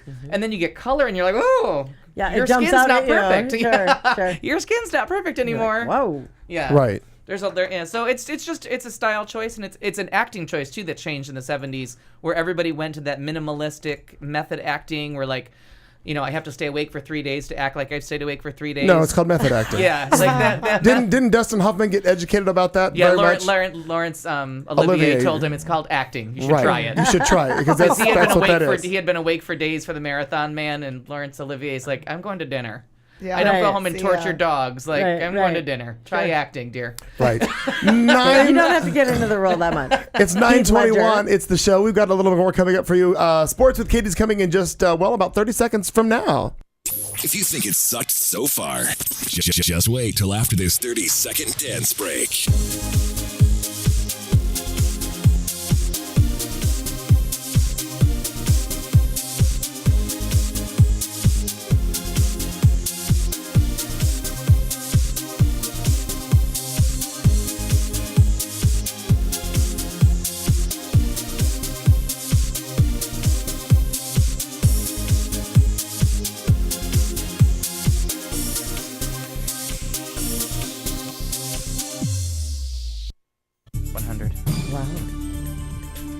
This week in sports, sad but true, our Phoenix Mercury have been knocked out, but not without a little bit of controversy in one of the final games. Yes, sexy.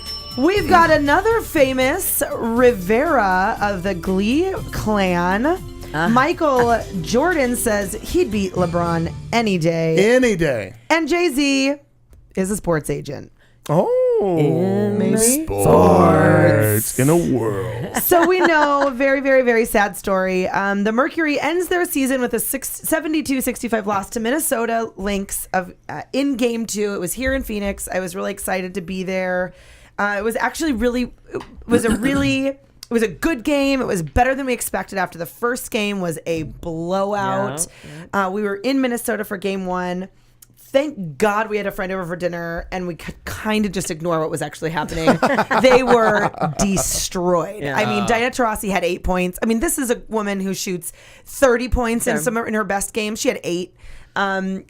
Candace Dupree, who had just killed it in the LA series, had 2 points to Wanna, or no, 0 points to Wanna Bonner had 2. I mean, it was just a disaster. That's and they said, terrifying. and they said that their plane, you gotta love when they start coming out with their plane was delayed. They were just really tired, and they just sucked. Yeah. But what I love from some of the commentators, including Sue Bird, who's a former WNBA player herself, said, you know what? it was a big loss, but a loss is a loss is a loss. Mm-hmm. Doesn't change what kind of loss it was. It was a loss, so move on. Okay. And they did. They were really looking strong in the first quarter of the game of this most recent game against Minnesota. They actually stayed really strong in the first half, and just Minnesota got fired up. Over halftime, they came back and won it. It actually is the 15th game now in a row that we have lost to Minnesota. So that spans over 2.5 seasons. Wow. I think. And Minnesota is pretty good. Minnesota has some players that, when they're on, and they are always on. They do not miss. So anyway, it was a fun game to be a part of. And of course, we all cheered our girls afterwards, and it was nice. Good. Michael Rivera is, of course, the brother to Naya Rivera. Mm-hmm. And he is a Raiders player. He had his very first touchdown of his career in the second. First name again? Michael. Okay, thank you. Mychal. He scores his first NFL touchdown in the second quarter of the game this last Sunday. He is 23 years old, a rookie out of Tennessee. And it was really fun because Naya was there looking real hot. Sexy with her mother, and they have the clip of, it was just kind of fun to watch because she's been the star of the family, and so she was really excited, really on board, really jumping up and down a lot in a tiny t-shirt. As God intended. I mean, really. Katie, you're cracking me up right now. As God did intend. Oh yeah, he can go in the spank bank. Oh, is he a good looking guy? I didn't look at him, but he was wearing a helmet, but his sister looks great. He's got a big nose. I like your analogy there. Yeah, his sister looks great. Yeah. So that's kind of exciting for the Rivera family. Are you sure you're not pregnant? Cute. Are you sure you're not pregnant? Okay. Positive. He is a cutie, yeah.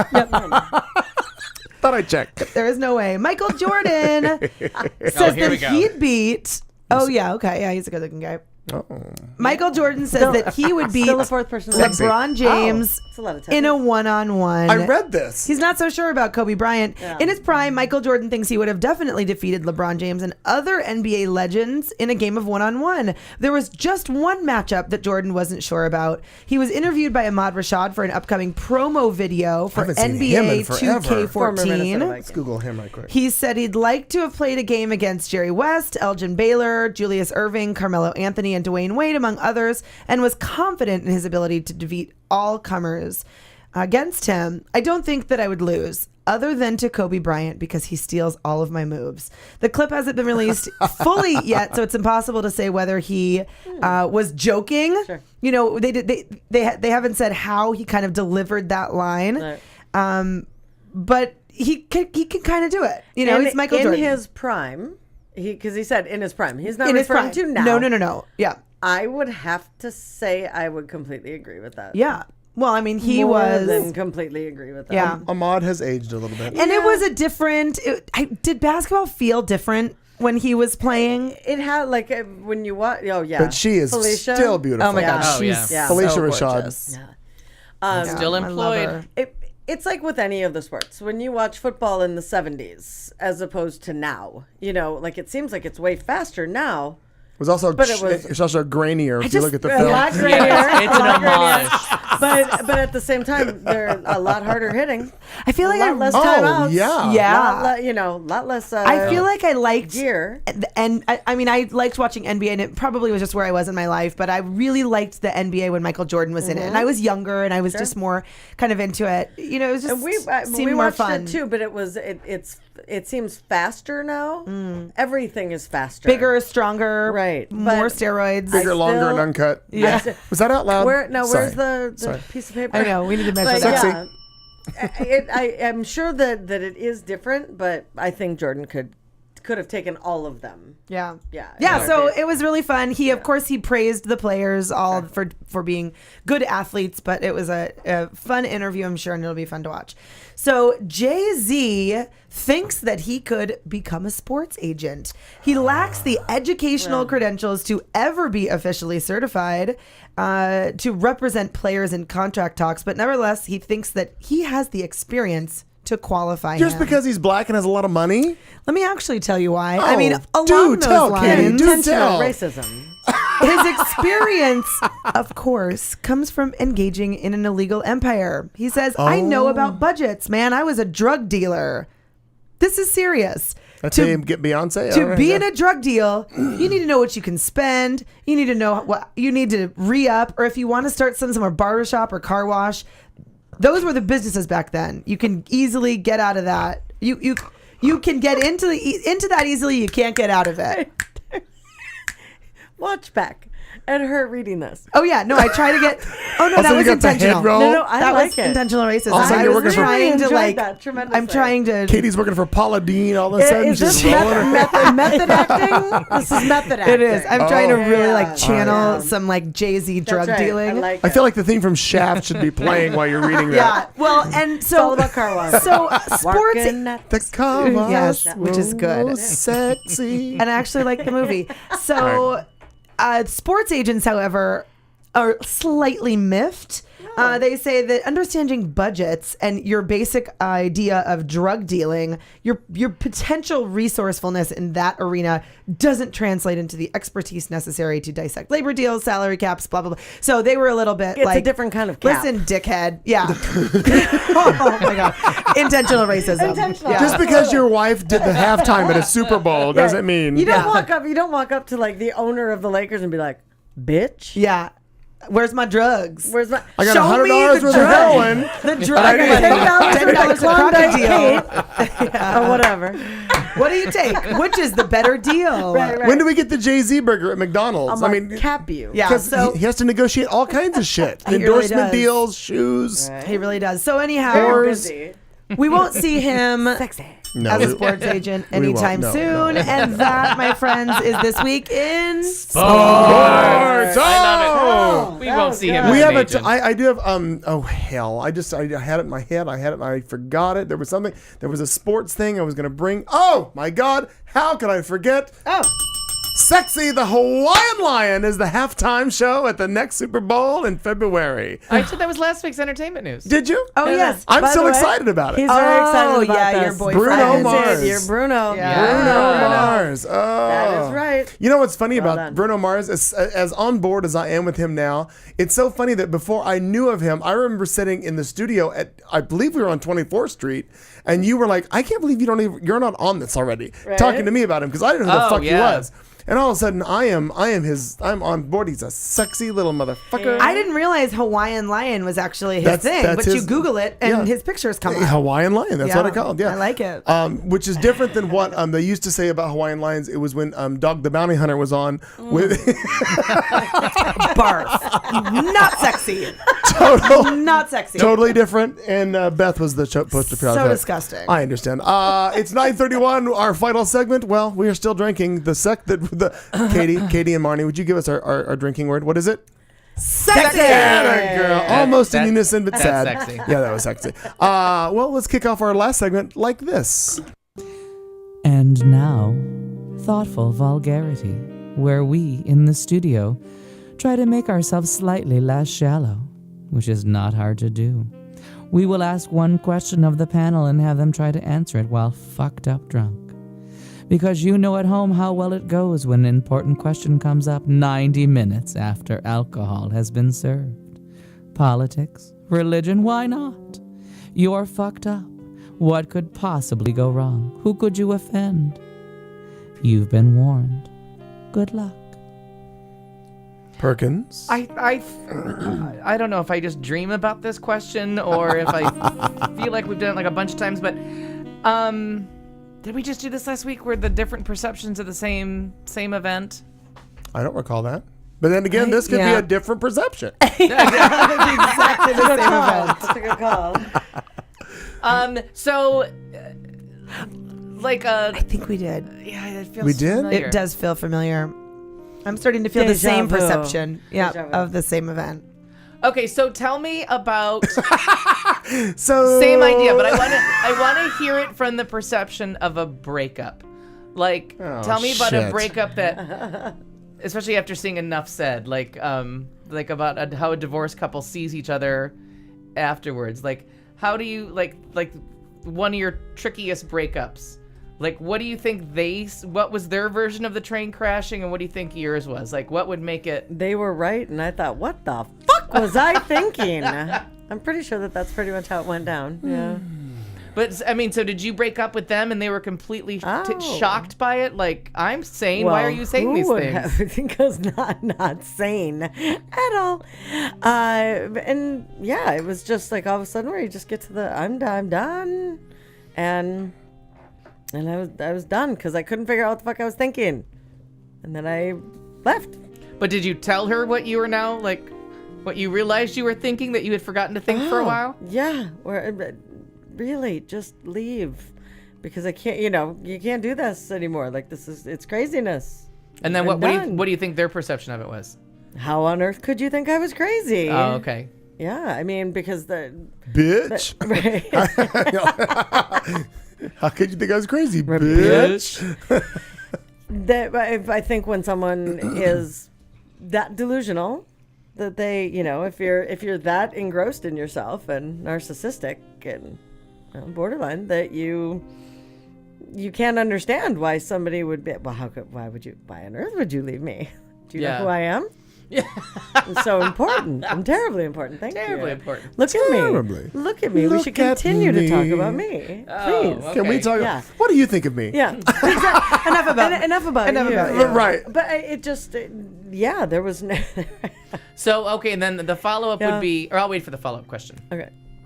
I've really only had one major breakup, one like really major long time relationship, and there was it was really coming. The breakup was it was interesting because there was no like official breakup. It was a very, very slow, painful phase out. Disillusion. If I stop feeding this relationship, will it die? Our relationship kind Get out of of my like car. Right. we kind of kept we kept things going way too long. We were both really horrible to each other. So my view was you're horrible, and his view was I was horrible. But I also think we could both recognize, I was actually pretty horrible, and so was he. Like we were based on what we know now, you were probably not happy in a relationship because of it being a guy. Well, no, that was not. No, really, truly, that wasn't it. We just You're not talking about Gabby, are you? No. Okay, because that's a different relationship. Totally different. Just checking. There was one other relationship that I had totally in my head, also with a guy that I had dated, and I really thought we were dating because we would occasionally go to lunch and he would pay, and then later that night we'd have sex. So I was like, we're obviously together, totally, and that was a date. So in love with him. None of these were sway events, right? No, this is. That's funny. This is way pre-sway. Way before that. Let me write that down. I really was in love. Was this in Nantucket? It was not actually.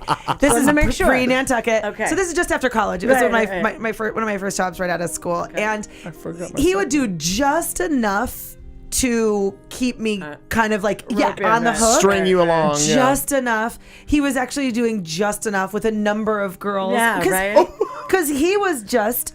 And really, if you look at it from an adult's perspective, he was just dating, he was dating this girl and that girl and me, but I didn't get that yet. I was too young to get the concept of I'm just dating some people. I was in love with this man, and I thought we were going to be married for sure. Well, there's two very different perspectives on the same So story. that's what I'm saying. Exactly. And when we broke up, which he did, was what's going on right now? Because I was I never want to see you again. This is over. And he's like, did it start? Really?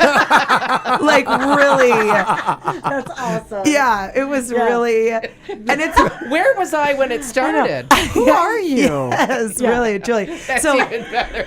So what is your name? Yeah. So my friends always teased me that this is the guy Did you give him that I the dated. penis? Did you give him the penis sizing thing? That might have kept you together. Yeah, that's really funny. Actually, that would have definitely not. That'd be the worst part about a devastating breakup when they didn't know that they didn't realize they were with you. Oh, I know, right? I'm so hurt. Why? Who are you? We just went to dinner every night for 2 years. I don't understand what you're talking about. Yeah, my friends actually got me the book. He's just not that into you.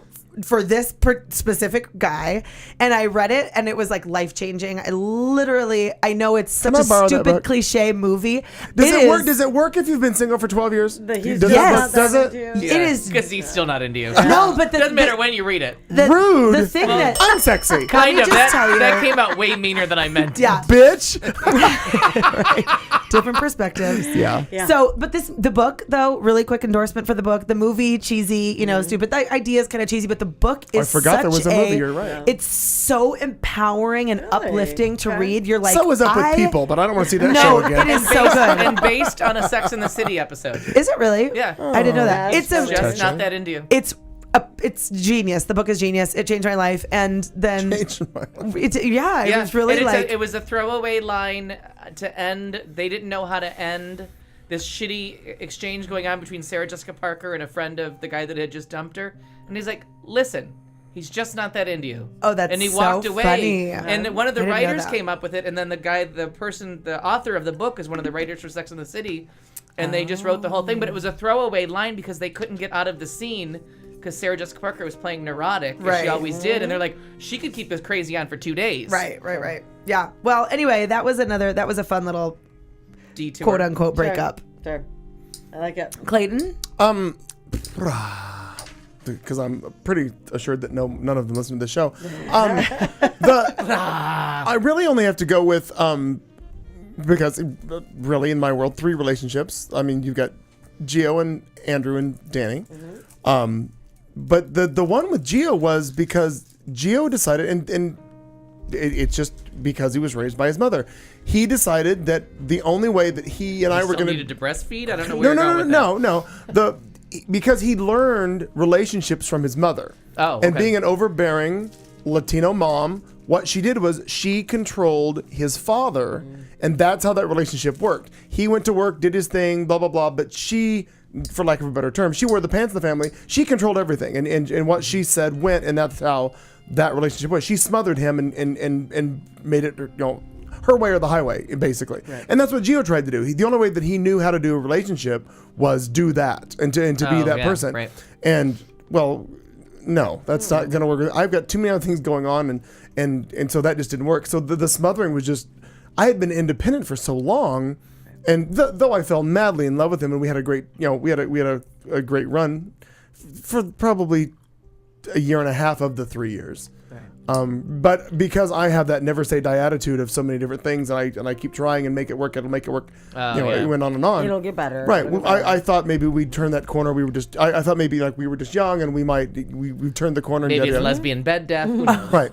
So but that whole breakup was, and I had to explain that to him, and I had to get it through his head. He didn't understand why I wanted out. And it was because I can't do that. I can't do that. I can't play that role. I can't be the smothered husband or the smothered boyfriend. I just can't. You can do that. Oh, I can't your even mom, imagine. Your mom can do that with your father, and if that works, that's fine.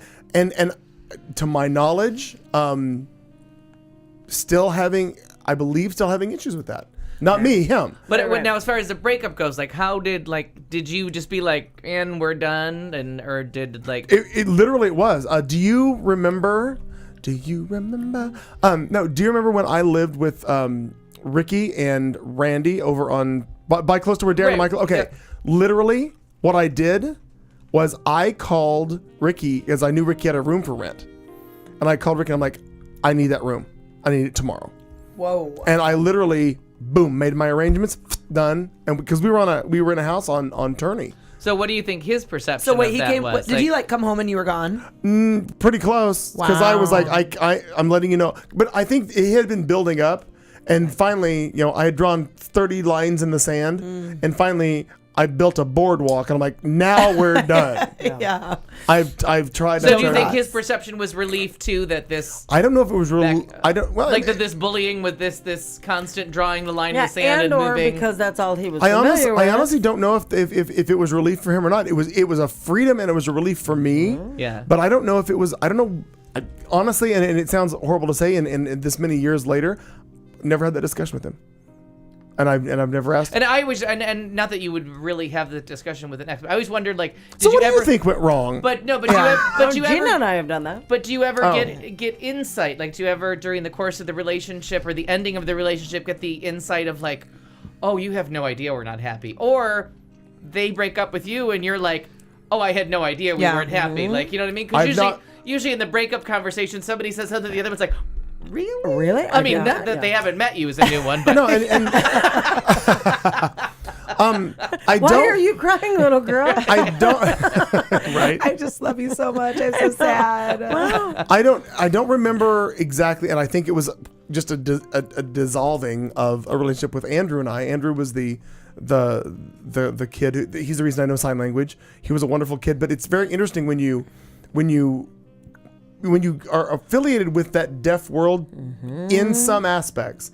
I have a friend named Tom Duva who lives in San Diego, deaf, wonderful kid, but there is and this is, I'm not being disrespectful when I say this, because of their disability, and I think from previous years, they're educated differently and they're brought up differently because of a disability. And I think some of them were brought up and weren't taught in certain ways that others were. Tom is a very gifted, he's got a doctorate, for God's sakes. He's a very educated, but his perception of people who can speak and who he fully understands English and he gets it all, and he understands when you use certain words and how it goes. He gets all of that. But with a lot of them in the deaf community, because they weren't raised speaking and hearing, they're very, very paranoid about what hearing people say about them. They're very suspicious. They're very concerned. They're talking behind their back. If they're not in on something, you're immediately against them. There's a lot of suspicion within the deaf community.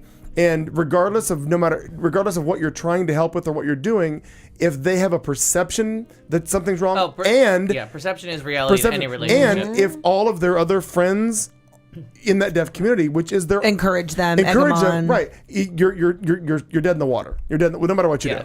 But do you think that there's some social cues that are lost too? Absolutely. Yeah, absolutely. There are very, very many. That would be a challenge, I think. I mean, not an insurmountable challenge, but that would be a challenge. It is. It is. And the funny thing is, and I avoid it. Well, you miss tone. Yeah. You miss tone of voice. Totally. It's That's a problem. huge. My gosh. It's a problem with closed captioning. Yeah, it's a problem with. What is going on? It's a problem with email, that you lose tone of voice. Right. So sometimes what you mean is like a mild conversation is coming off as really bitchy. Intense and bitchy. And then you're like, oh no. Text is the worst, really. Text is the same way. Yeah. Right. But in context is what's missing from a lot of that when. Right. So that was a challenge with that relationship, but I think that was more of a kind of a dissolving. I want to say disillusion, but I know that's the wrong term. But that's what it seems like to me. But that kind of faded away. And then clearly, I mean, you and I have had this conversation several times in regards to the Trujillo. That just was it. It was lustful and passionate in the beginning, and then it just all became, you're one person, I'm another. You're going places that I don't want to go, and two different worlds, and. Oh yeah. And with me and him, it was just kind of like it just. Plus, faded. it was a fight for attention with me. I mean, he's a big personality. I'm a big personality. We're both in the limelight. He's used to being only in the limelight, and everybody else is behind him. Yeah. I'm not backstage. Thank you. No. Yeah. And that was a big problem with regards to that. But with he and I, like. Plus, I will self-admit I cheated. Before it ever comes out, I cheated on him because if you don't pet this puppy, I don't stay on the porch. So that's out. Yeah. And I made it very, and I will forever say that. I've admitted it. He knows that. I've always said that because I never want that to come back because I'm not painting myself in a wonderful light. Right. I did not do right, and that's water under the bridge. But it all failed regardless of that as well. I mean, it was. Right. And with me and him, that was one train that both of us saw crashing, and we're like, I'm just going to stand over there because I don't really want to get hit by that bus. So see you later. It's a bus that can sing beautifully, though. Yeah. Oh, yeah. Thank you. I appreciate that. True. Wrong bus. Sexy. Wrong bus. You're sexy. Wrong bus. No. Alfred, you and breakups, talk about it, would you? Cincinnati, are you there? Yes, exactly. Poughkeepsie. One was awful and involved law enforcement officers, and I think we pretty much have this due to court documents have the same due to restraining orders. Way to remember that one. Nobody can. Yeah, there's no. He said there. Yeah, no. He has to register as an offender, not a sex offender, just an offender. You're just offensive, sir. He's verbally offensive to people. So the one that I always think of is it was quite a few years ago and young and optimistic, and it started off it was in my big dating phase where I was dating all the time and quite the social butterfly and was keeping these little relationships going. And then I thought I found this guy that I really, really liked, everything was good. And then I just realized at a certain point that we weren't we were talking, we were having conversations, we were doing things we liked, but we were not communicating what the other one wanted or needed out of the relationship. And I remember one day being at work being like,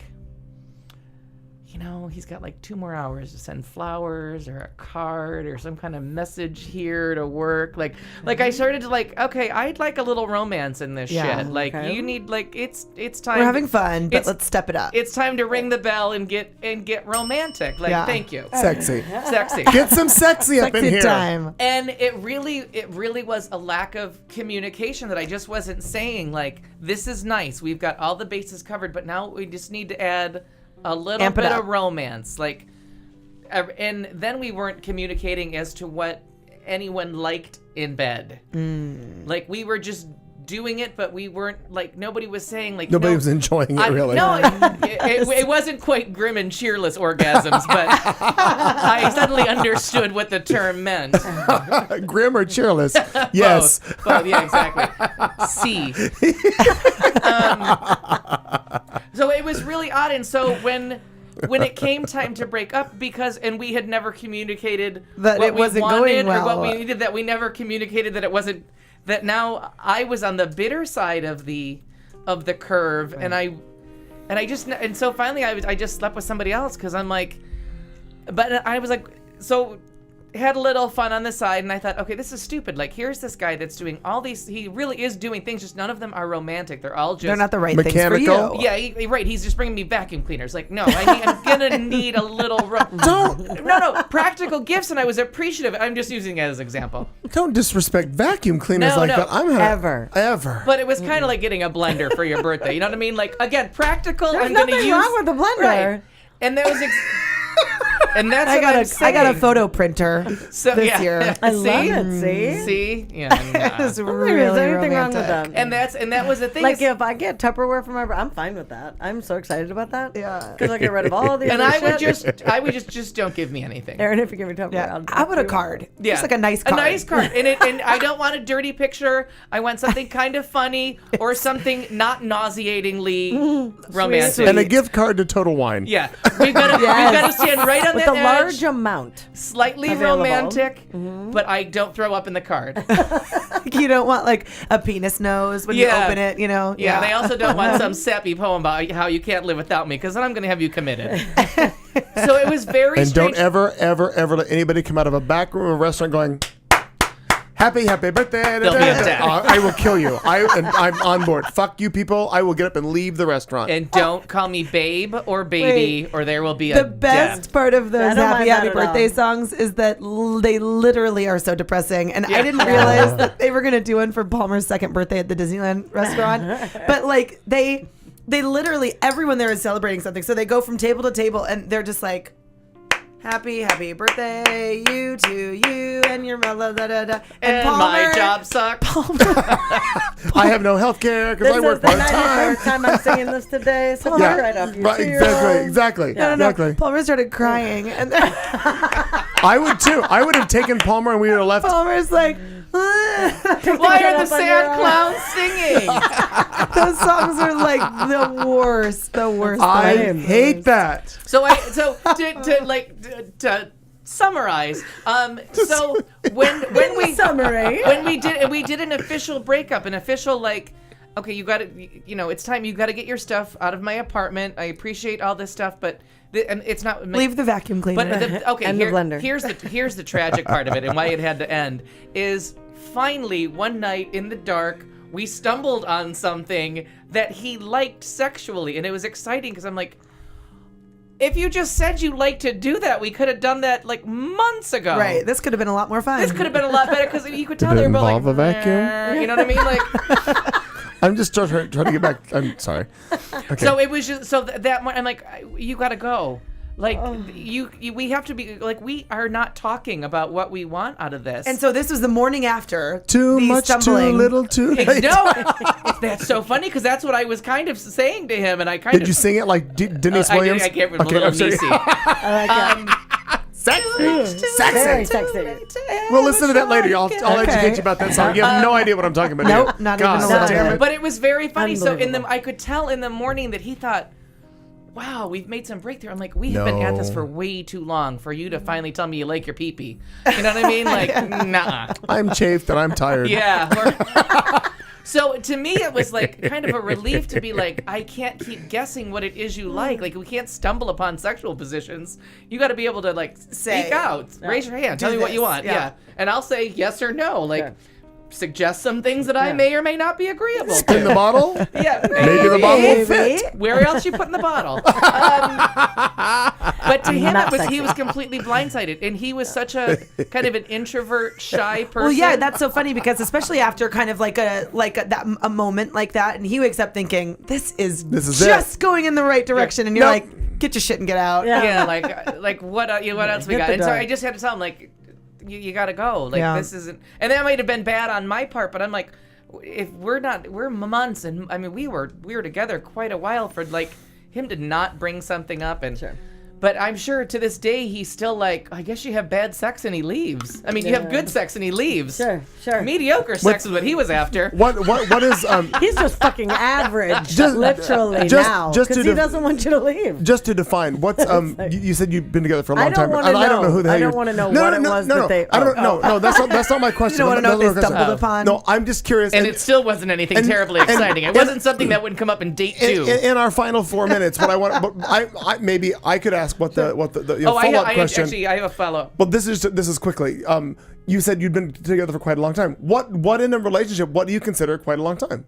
Well, for finally getting sex right, I think 8 months in is a long while. Whoa. That sex right should be happening like date night 2, 1. Yeah. Especially since it was something simple like unzip fly.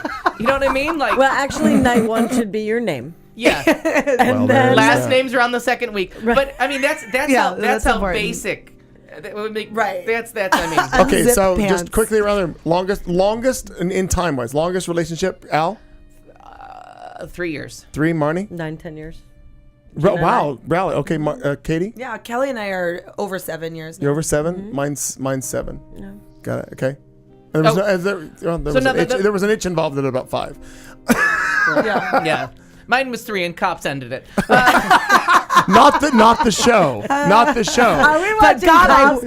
I won't work my beauty no more. I wish it would have been the show. I want to Google that. Can you see Al on Cops? I want that on my watch list. Yeah, exactly. So the follow-up Al's breakup episode. Follow-up in 3. So if someone, and it sounds like you're friends with Gina now? Oh, very close. Okay. So if a friend of yours asked about her, about being interested in her, would you say kind things? Would you encourage it? Absolutely. Encourage or discourage?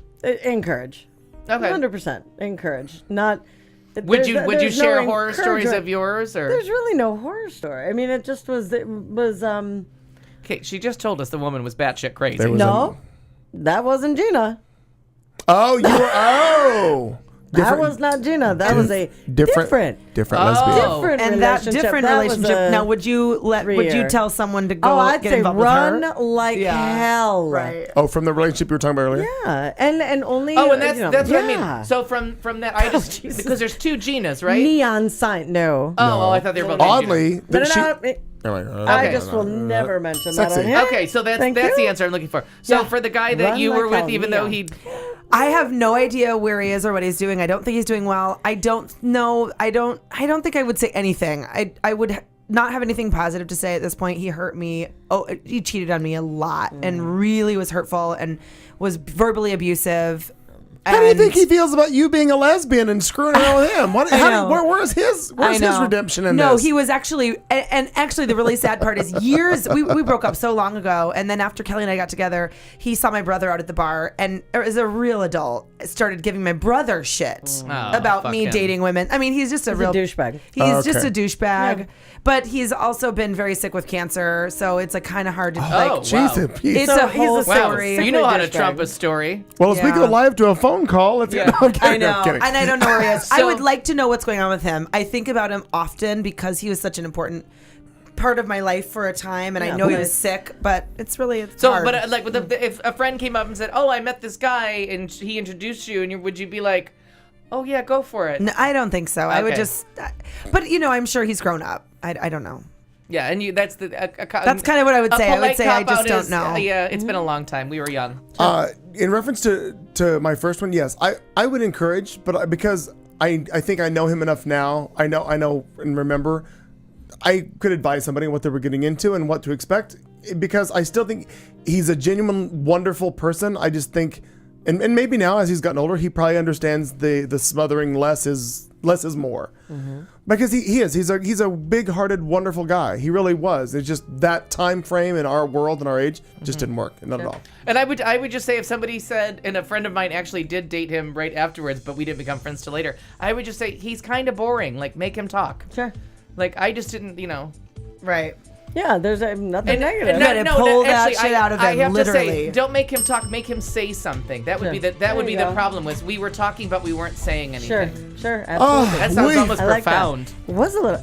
It was sexy. We've talked for 3 hours and said virtually nothing. Absolutely nothing. We do it every Tuesday from 7 to 10. It's the show. I'm Clayton McKee alongside Katie June Marnie Ryer. It's Al Perkins. We are here every week. Tuskegee. Thank you very much. Join us every week, if you will, in the chat room. Say hello. We'd love to have you. We'll be here again next Tuesday, God willing. But we always like to leave you with this warm and fuzzy thought. We will see you next Tuesday! You've been listening to The Show on Q Talk America.